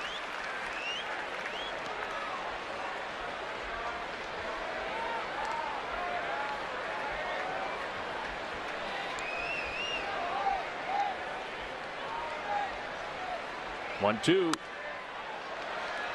Bogusevic stays alive. Cain's got 9 strikeouts in his 5 innings of work. And working on a special night here. Matt Cain has just overpowered these Astros. Here's his 1-2. That one right there. Strike 3 called. Number 10 for Cain. All right, take a look. Buster Posey wants it up. Instead, Cain throws it right on the inside corner. As Dave said, strikeout number 10. Aerial coverage brought to you by Hangar One, made here in California in an actual aircraft hangar. Maybe that's why they call it Hangar One. Yeah, that's a clue at least. Yeah. Help me out here. I think over. That's an angle you rarely see. Yeah, you're right about that. There's a deep drive by Chris Snyder. Cabrera will catch it at the wall. Wow. 2 down.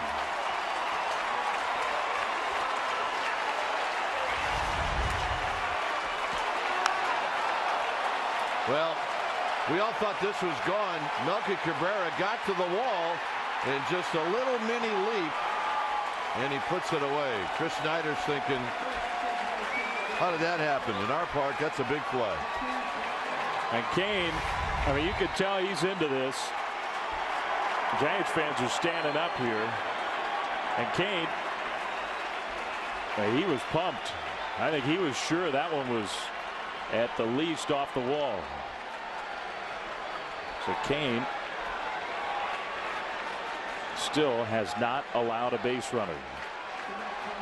2 down, and it's Bixler as a pinch hitter taking strike 1 with the curveball.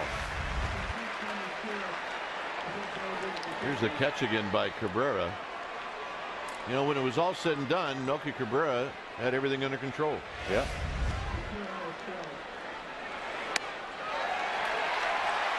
Strike 2.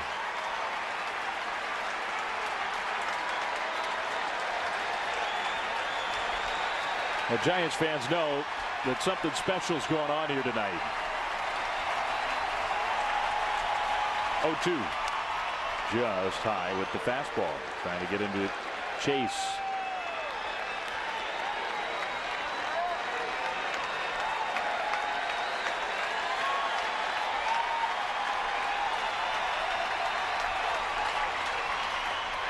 Bixler, no contact. Posey to finish the put out. And a game that's been about the Giants offense is now about Matt Cain. 10-0. 10-0 Giants. When it's time for a change, think speedy. Oil change and tune-up. Your oil change tune-up in Smog Experts. New pitcher, the left-hander, Xavier Cedeno. So Cedeno, third pitcher of the game for the Astros. Happ, the lefty, started. Cruz worked an inning into 2/3, and now Cedeno, who's pitched 7 times in the big leagues for the Astros this year. Part of an 8-man bullpen. The Astros use their bullpen a lot. He'll face Pagan, Sandoval, and Belt. And the Giants are, for the most part, just leaving Matt Cain alone now in the dugout. Yeah, it starts to get lonely from here on out. Right about now.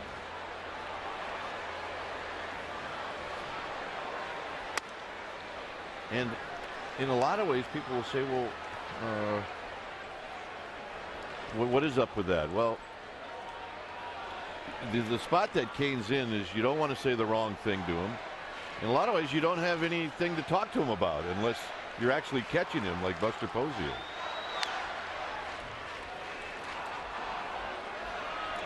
And Posey at this point probably doesn't have a whole lot he needs to offer.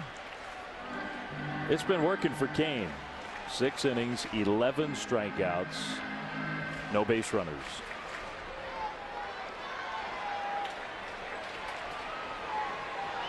So the Giants offense, I mean, it takes quite a performance from a pitcher on a night where the Giants have exploded. 10 runs, 13 hits, 3 home runs.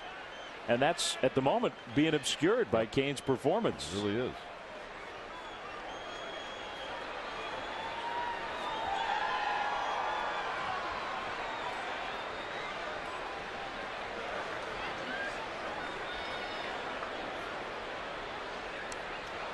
Two one, and Pagan takes a close one for ball 3.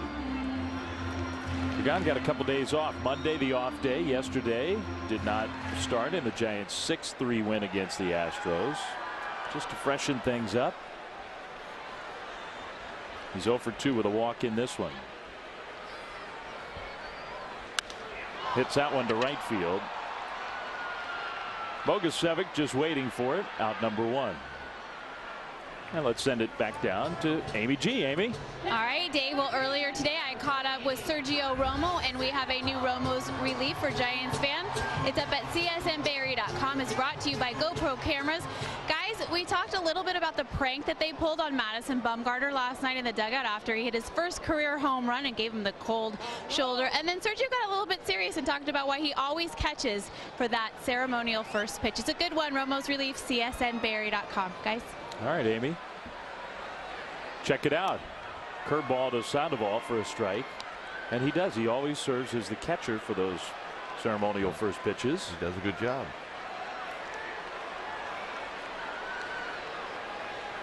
Tonight, Dustin Johnson was the man. A strong contender. Bounced. This week. Yeah, he bounced it in. Bounced. He was sort of talking a little trash. His fellow tour professional, high-level golfer Rory McIlroy kind of eased one in the night before last. Johnson was talking about how he was going to throw a real pitch. He was going to air it out.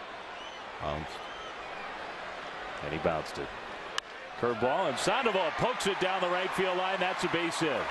Pablo, I don't think he's seen a strike all game, and he's got his 3rd hit and a belly flop slide.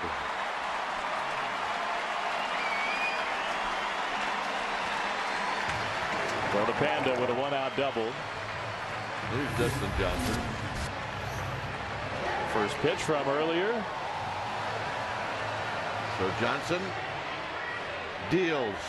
Bounced.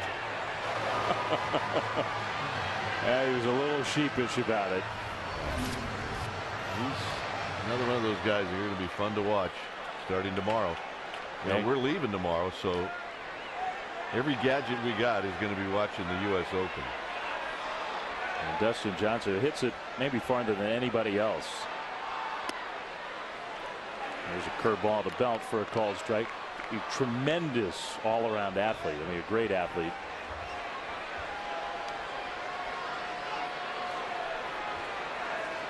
And a fun guy to chat with. Belt having a big night. A walk, a single, and a home run. Been on base all 3 times. Fooled by that curveball, though. Strike 2. I asked Dustin Johnson, because I play the lake course a lot, so I know the course real well. Tell me what, you know, in your opinion, what's the hardest hole out there? You think there are a couple holes that are going to be particularly hard? He said, well, all of them. Oh, pretty good blanket answer. Yeah. He's thinking it's going to play pretty tough.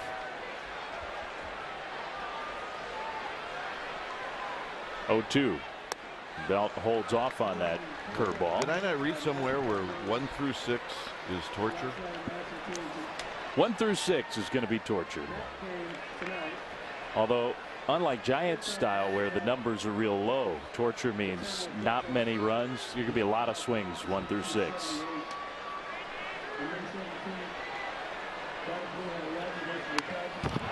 Another foul ball. 1-2 to Belt. Well, I mean, it's going to be really fun to see, and San Francisco is going to look great.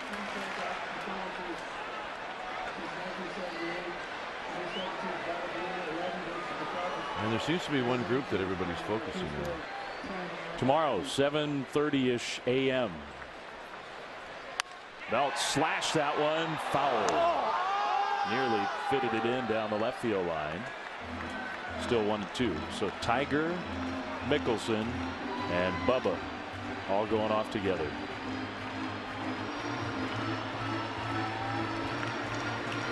Yeah, I think those fairways will be lined.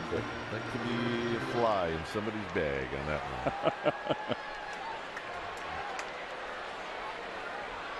We need the blimp to look down from above. It would be fun to follow that group. Sandoval's the runner at second, and Belt strikes out swinging. That curveball got him.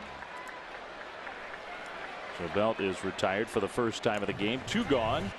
Dusty Baker and the Reds are going to be here for a 4-game series, June 28th through July 1st. And a part of that series on Saturday, first 25,000 fans receive one of 5 Giants bobbleheads presented by Chevron Extra Mile. Sunday is the actual 2002 Giants team reunion. Both 1:05 start times, and still tickets available for all 4 of those games at sfgiants.com. Joaquin Arias takes a strike from Cedeno. A good night for Brandon Crawford to take off. And who knows, he may get another one tomorrow, but the kid's been playing a lot. He's playing pretty well. Well, I think both Arias and Crawford are going to benefit. And Bruce Bochy has not said it's going to be an out-and-out platoon, but Arias can start some of these games against left-handers. Crawford gets to freshen up a bit, and then Arias himself, I think the Giants are convinced that Arias got run down playing so much with Sandoval on the DL. Absolutely. Well, being run down did not affect his glove. You No. can tell, though, that it did start to get to him at the plate. 0-2. Pass ball away. Arias' bat was looking a little sluggish. And tonight, he's had a double, scored a run, been hit by a pitch. He's been on base a couple times. He hadn't had many chances at shortstop. Nobody's had many chances tonight with Cain on the mound. But the one real chance he had, he handled flawlessly. And Arias, during spring training, we were all talking about how he really profiles defensively best at second base. He's second base, but he can definitely handle second. We'll see maybe shortstop, maybe third a little bit. He has excelled at all those spots. He really has. Really played a great third base. And the Giants will use him for defense late in games at third on nights he's not starting. Bounce that one, and a fair ball. The long throw is just in time from Johnson. So John's going to come back and join Kite here on the TV side. Giants ahead 10-0. Here at AT&T Park in front of a sellout crowd, it's 10-0 Giants. And the story in this game is not just 10-0. It's the Houston Astros have not had a base runner in this game through 6 innings. Crawford is now at short. Arias moves from short to third. So here's Schaefer, and Schaefer looks at a strike. 87 pitches for Matt Cain. Not one base runner in this game for the Astros. And the next pitch is wide. Schaefer has struck out twice. Cain's got 11 in the game.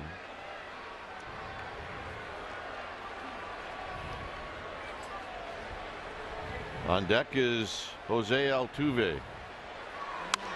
This is flipped foul, and it's now 1-2.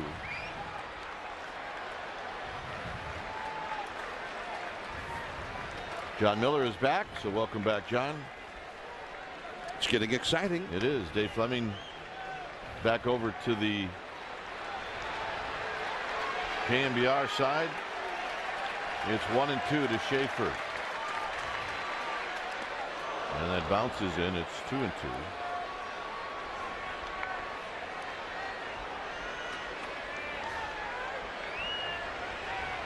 Schaefer's got some speed. So as an infielder, you have to be aware of that. And this infield is aware of that. 3-2.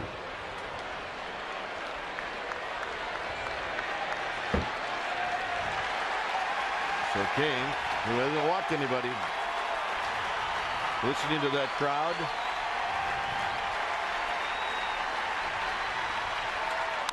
And this is hit out into the alleyway. A long run for Blanco, and Blanco's going to dive, and he makes the catch. Just an unbelievable catch here in the 7th inning. This is unbelievable. Into the gap, and he was in that direction in the first place, and then at the last moment it looks like no, but he makes the desperation dive, and then he has to hold on to it as he hits the deck. Look at the concentration there, and look at that play. And Matt Cain was watching as well. Yeah, and maybe saying the same thing. Are you kidding me? And he tips his cap. Here's Altuve. Altuve has struck out twice in this game. And he takes a strike, and it's 0-1. Be hard pressed to find a better play than that one, given the situation that Cain is in right now. It's no balls and 1 strike. Out of play, 0-2. And the ballpark in a way had something to do with it, because there are very few ballparks where the right fielder would be playing that far off the line to begin with, which is the norm in this ballpark. And still it was a spectacular catch. There's the spot where he landed and skidded across the warning track and held on to it.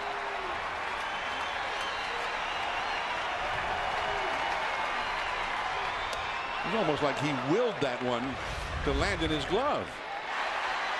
Well, it was hit in the perfect spot. It split Pagan and Blanco.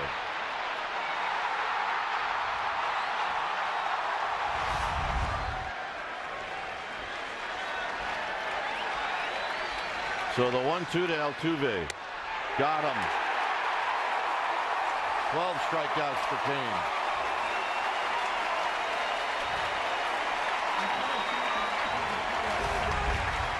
Yeah, Schaefer hit this ball in the 4th inning that some thought was fair but called foul. The way that one bounced back in the 4th inning, I think some people thought it maybe it hit the bag even. Yeah. So here's Jed Lowry. Lowry has popped out twice. And he rolls this one past J.D. Martinez, and it's no balls and 1 strike. Good changeup there from Cain. He's had really everything working tonight. Fastball, changeup, curveball, slider. 12 strikeouts, by the way, equals his career record, which he set 6 years ago.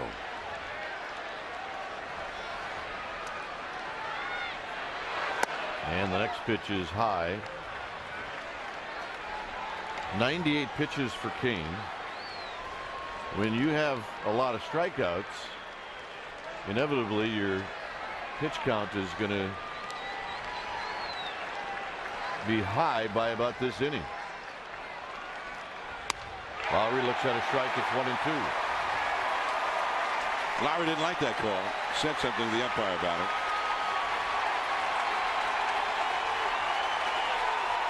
The sellout crowd at AT&T Park now standing with a 1-2 count to Jed Lowry.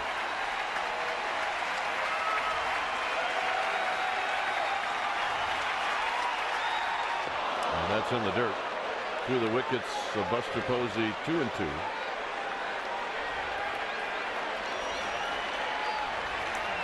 So now we're at 100 pitches, and you see the way it was distributed. 22 in the 4th inning.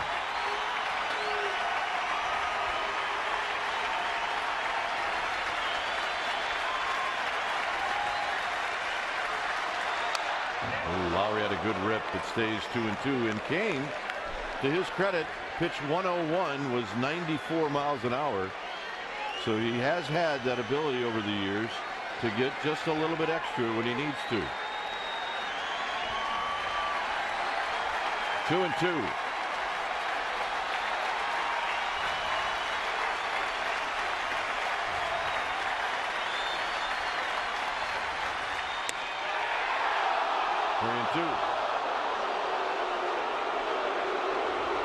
Well, this was close. Let's take a look, and you can see Posey, and it was a few inches off the outside. If this is called a strike, then the Astros would want an investigation. It's 3-2. Got him! 13 strikeouts for Matt Cain. It remains 10-0 Giants. All right, thanks, Mindy. We got a lot going on here. It's 10-0 Giants. Matt Cain's going to lead things off. It'll be Cain Blanco and Emmanuel Burris.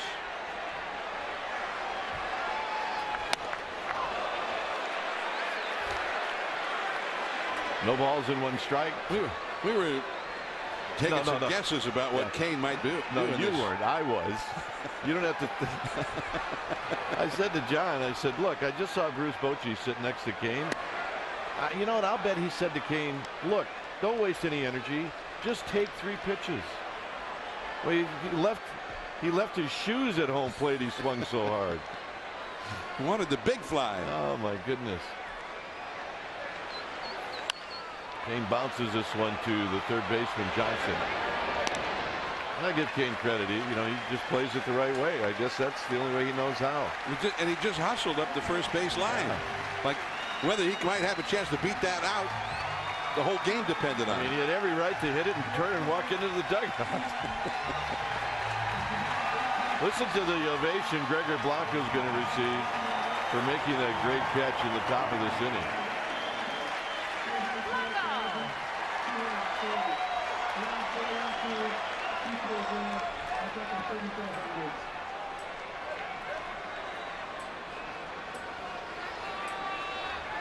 So here's Blanco, who homered in the 5th inning. And the first pitch from Cedeno is high.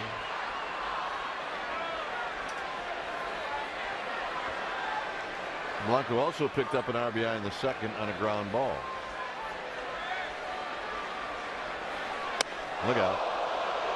2 balls in, no strikes. This was the catch that Blanco made on a ball hit by Jordan Schaefer. And Matt Cain said, no, there's not going to be any high fives. We're going with the hug.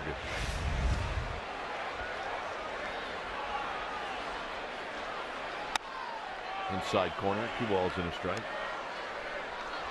Well, there was genuine affection and sincere appreciation at the same time, because we don't see Cain show much emotion on the field, but he raised his arms over his head when Blanco made that incredible catch. There's that sweeping breaking ball, and it hits the inside corner 2-2. That's a Javier Lopez breaking ball.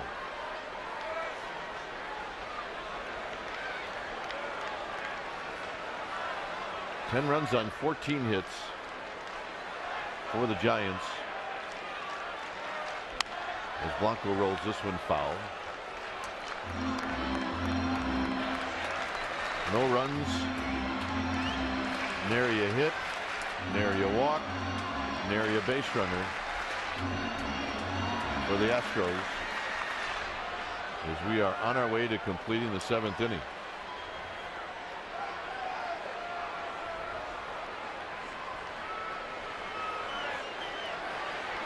This is hit up the middle, and Blanco's got another hit. All right, let's check in with Amy G. Amy? Well, Dwayne, we always like to take a minute to recognize Giants that go above and beyond. Tonight, we take a look at Clay Hensley. He is our Giants in the Community, presented by PG&E. And the Giants and PG&E, you could say they're on the same page. Clay Hensley went to the San Francisco Public Library yesterday, read to over 120 kids, held a Q&A, signed autographs, took pictures, and then, gentlemen, he taught them how to throw a slider. Wow. All the important stuff. Yeah. Read some books and then walk out of there knowing how to throw a slider. That's a good day. We should have gone over there. No.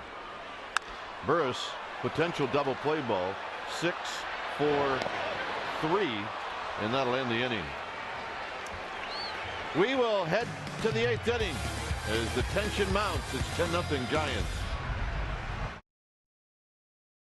The cleanup hitter, J.D. Martinez, leads off. He's flied out deep to center and struck out looking. Broken back. Arias, the off-balance throw. One away.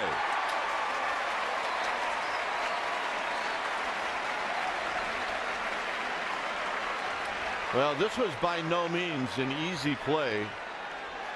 And what you have to do is you have to do just about everything right to make the play.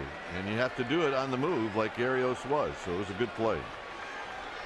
And that's why he's back over there right now.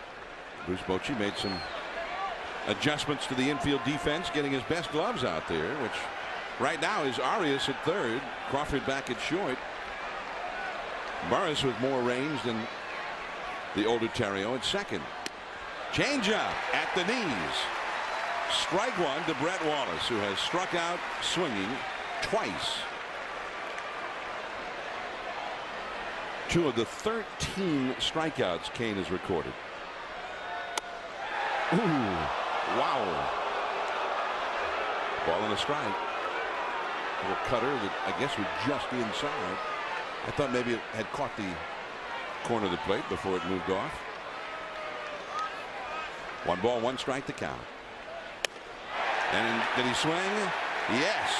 Third base umpire Brian Runge on appeal. 1 ball and 2 strikes. Cain with 13 strikeouts already. There you have a look. I think he clearly swung at it. Cain already with a career record for strikeouts in this game. Everybody standing. Off the outside. A little breaking ball. 2-2. That was the 108th pitch of the game for Cain. He got the first batter on the first pitch of the inning.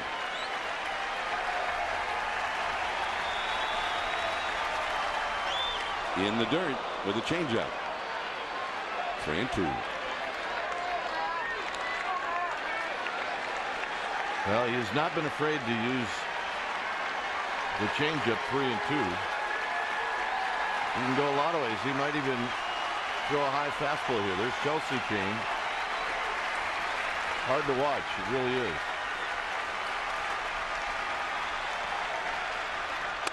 Strike 3 called. Inside corner. Number 14 for Cain. 2 down in the 8th. Well, check out Buster Posey in the target. And folks, that's good enough for Ted Barrett. It's good enough for me. Well, Brett Wallace did not think so. That ball had a little movement coming back to the plate, though. It absolutely did. And that's what got him the call. 14 Ks up there. 2 down. Chris Johnson. Ball 1. I mean, at this point, if you're an Astros hitter, you have to realize that the rhythm that Cain is in, not with just Buster Posey, but with Ted Barrett, you better swing at close pitches. 2 strikes. You better swing at anything close. That's right. 2 down, nobody on. Johnson has twice grounded out. Back to the screen. Had a good rip at that fastball away. 92 miles an hour on his 112th pitch of the night. Johnson has grounded a short, and he has grounded a second. Each time making the final out of an inning. He's batting here with 2 down and nobody on in the 8th. 10-0 Giants. Cain has retired 23 straight hitters.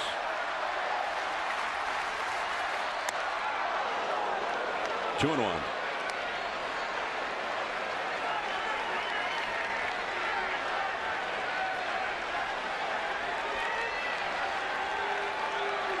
Cain has threw 116 pitches in his previous start, 117 in the start before that. So this is not a particularly high pitch count for him. Over to his left, Crawford. He's got it. Good throw. Inning over. 8 perfect innings in the books for Matt Cain. 24 faced, 24 retired, and a huge ovation as he heads back to the dugout.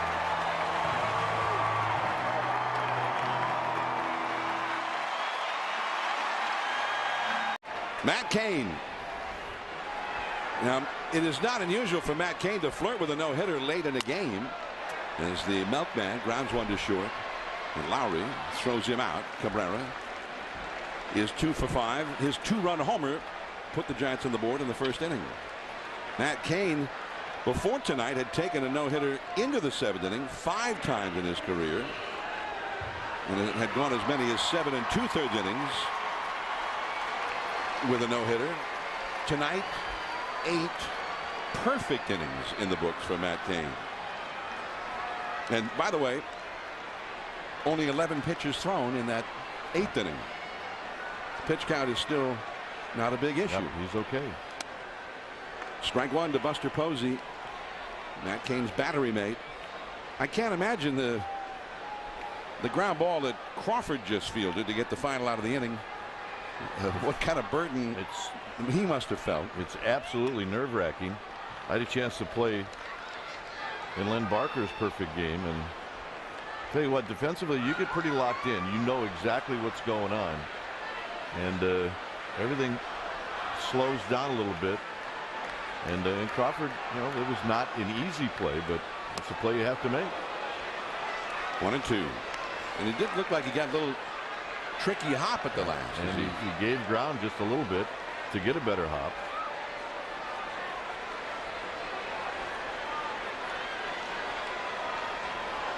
Posey tonight has had a double and a single, 2 for 4.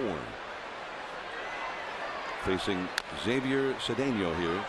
Still 1 ball, 2 strikes. Angel Pagan is on deck. 10 runs, 15 hits for the Giants. Their biggest outpouring of offense in any home game this year. They had not scored more than 8 runs in any other game. Matt Cain has made all that just sort of a secondary story.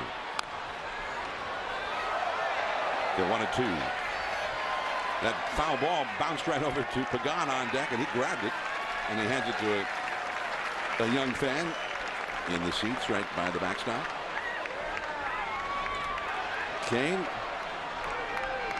who has done a lot of great things in his career, and trying to go somewhere he's never gone before tonight. There's Lowry, and Posey is gone, 2 down. And now Pagan. You know, all of a sudden, nobody seems to care in this ballpark what the Giants are doing offensively. Okay, grounded out, so what? Let's move on. They're applauding outs right now to get Cain back out there. Well, and he's in such a groove. A quick inning maybe is not such a bad thing. I don't think it would be a bad thing at all. I mean, the last thing you want is to have him sit there for a while. Which he did early in the game. Seemed like he spent 80% of his time in the dugout the first, 3-4 innings. Giants were up for long innings over and over again while Cain was retiring the Astros post haste. Giants got 2 in the first, 3 in the second, 2 in the third, another 1 in the fourth, and 2 in the fifth. Now you see Matt Cain's night, a career record 14 strikeouts.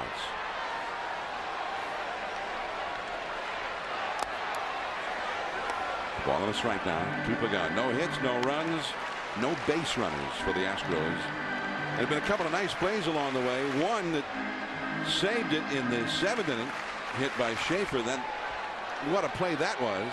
Whatever the situation was, that was an incredible play. Absolutely. By Gregor Blanco.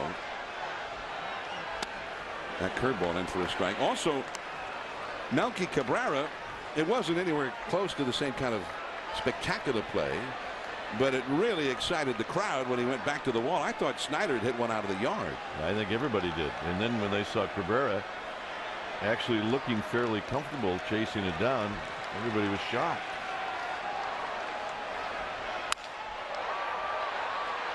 It was Lowry, and he got him. The inning is over. 3 groundouts to short, and we're going to stay right here now. Matt Cain puts his hat on, the glove, and first Posey, then Cain out of the dugout. We're going to the 9th.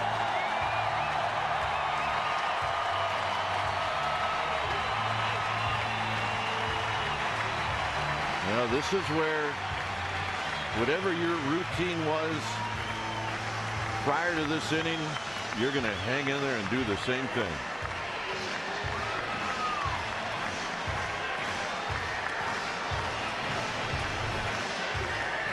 Juan Marichal in 1963 against Houston, a second-year expansion team at that time, pitched a no-hitter at Candlestick Park. That was the first by a San Francisco Giant. Gaylord Perry no-hit the Cardinals at Candlestick.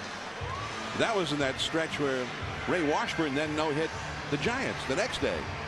2 no-hitters in 2 days. Ed Hilicki got the Mets in '75. John the Count Montefusco a no-hitter at Atlanta in '76. And then nobody pitched a no-hitter for the Giants for 33 years until Jonathan Sanchez no-hit the Padres 3 years ago against San Diego. And some memories of Sanchez night. And that might have been a perfect game, but there was an error late in that game. Yeah, Juan Uribe. It was almost as if Sanchez was better than perfect. He got 28 hitters out that night. That was the night that something was going on in Bengie Molina. It wasn't at the ballpark. Eli Whiteside did the catching. And there it was. Everett Cabrera called out on strikes. He didn't like the call. And that was it. The first no-hitter by a Giants pitcher in 33 years. Jonathan Sanchez. And now here we are, not quite 3 years later. 9th inning about to begin. And Bogusevic is going to lead things off. Bogusevic is bounced out and he's struck out. And a swing and a foul. And it's no balls and 1 strike. 14 strikeouts for Cain. 7 swinging, 7 looking.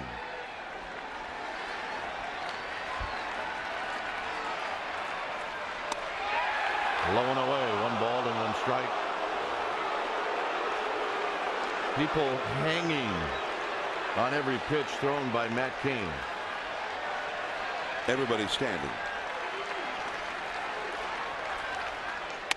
In tight, and Bogusevic just got out of the way. 2 balls and 1 strike.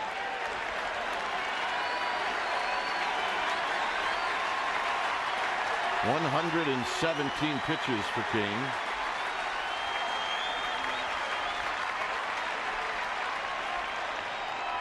Swinging a foul, and I don't think that was a strike. It's 2-2. So Bogusevic steps out, adjusts the batting gloves.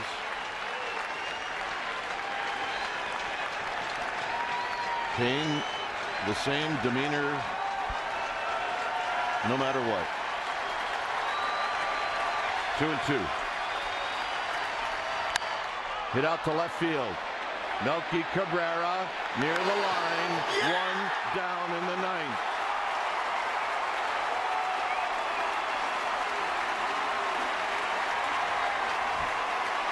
And Chelsea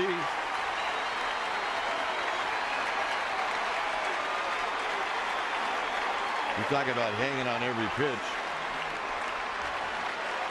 Here's Snyder. Snyder is the Astros hitter that hit the ball that everybody thought was out, that Cabrera tracked down in the 6th inning.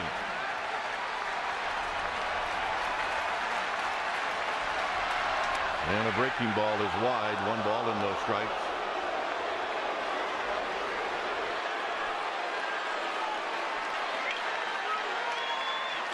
Castro is on deck. High fly ball in the park. 2 down in the 9th.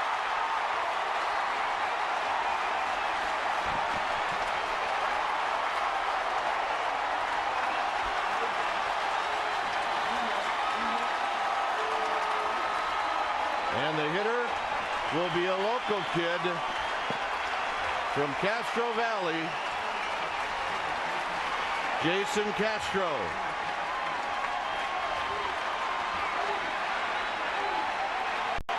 Well, Castro has a little bit of history with Cain. He's only had 2 plate appearances against him. And one of them was a home run. The first home run that Castro ever hit was only his 3rd game as a big leaguer. And the pitch to Castro is a strike at the knees, and it's 0-1.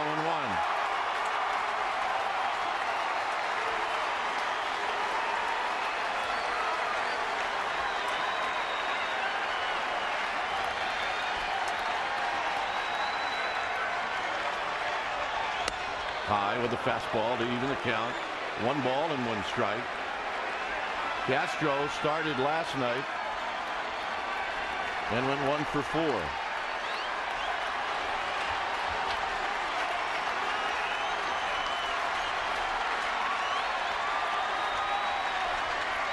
And the 1-1 pitch at the knees, 1-2.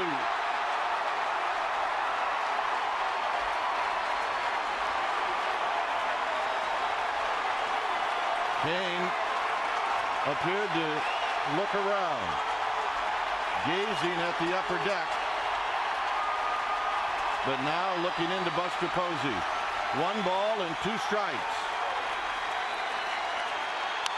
On the ground, Arias from deep third, got him! And that's a perfect game. And the Giants mobbing Matt Cain on the pitcher's mound.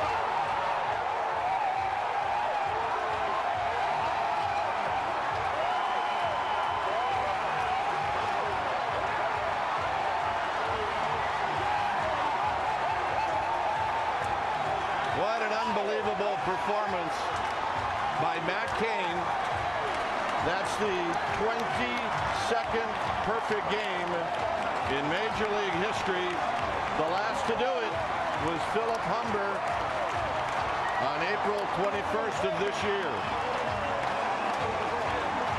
And the first in the Giants franchise history. The 130th year of Giants baseball. Matt Cain, the first in all those many years to pitch a perfect game. And Kelsey being escorted probably down to the field. And by no means was that last play an easy one by Joaquin Arias. Joaquin Arias, Gold Glove vote. That was a tough play. He got a tough hop, played it cleanly, and then a great throw. And Matt Cain with an appreciative hug for Joaquin Arias. Well, here's the play. It was tough catching it. And then he did not have a whole lot of momentum to first base, but in a sneaky trip by Belt as he put the ball in his back pocket. I am with the hero, and congratulations, Matt Cain. You just pitched the first perfect game in Giants franchise history. Wow. Wow.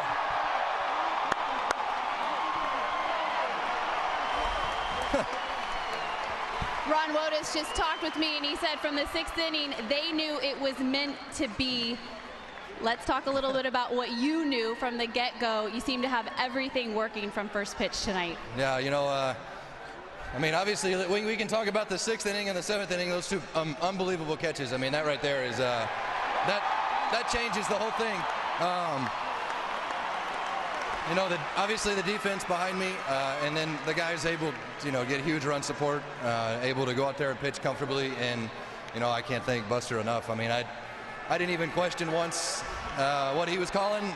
He was going to throw whatever he wanted, and I was going to let him go. You know, and it was, you know, Buster did an unbelievable job back there. That was tremendous. Matt, you are known for always staying so composed, able to control your emotions, and tonight probably one of the most difficult situations to do that, yet you did. How were you able to? I have no idea. I really don't. I mean, it was in the 7th when Blanco makes that catch in center field. I literally felt everybody on the mound with me. I mean, it was going. The whole stadium was electric right then. I mean, it was, wow, it was unbelievable. You know, so I had to try to find myself a way to kind of calm down, and somehow it worked. The crowd tonight, they were with you every pitch. Did you feel them pulling for you? Yeah. Thank you, Pablo. Yes. I mean, I don't think there's an empty seat right now. I mean, that's There never unbelievable. is. No, that's unbelievable. That was Lastly, tremendous. we need to invite your lovely significant other, Chelsea Cain. She was wearing it with you, Matt. I know she wants to give you some love.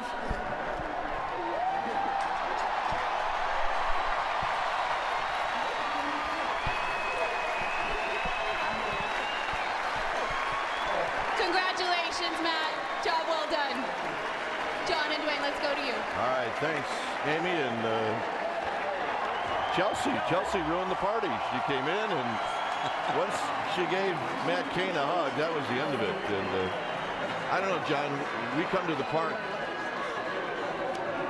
a lot, and you never know what you're going to see, and tonight was really special. The story with Matt Cain when this year began was, would this be Matt Cain's final year? Yep. Would he sign a new contract? Would he be heading off to the Dodgers or the Yankees come next year? He signed a new contract. It was a good contract, but I think it also said that deep down, being a Giant meant something to Matt Cain. It was really important to him. All right, Amy G's got a guest. Amy? Yeah, we've got Buster Posey, the battery mate, for a perfect game this evening, the first in Giants history, Buster. And the only difference right now in your role is you're not on the scoreboard. Tell us a little bit about what's going through your mind right now. Tell you what, I was up there with the most nervous I've ever been on a baseball field, because I knew after Blanco made that catch, we had a good shot at it, and what a blast. What was working for Matt? I mean, from the get-go, pitch one, it seemed like, you know, you guys had a rhythm. He told us that he didn't question anything you were calling.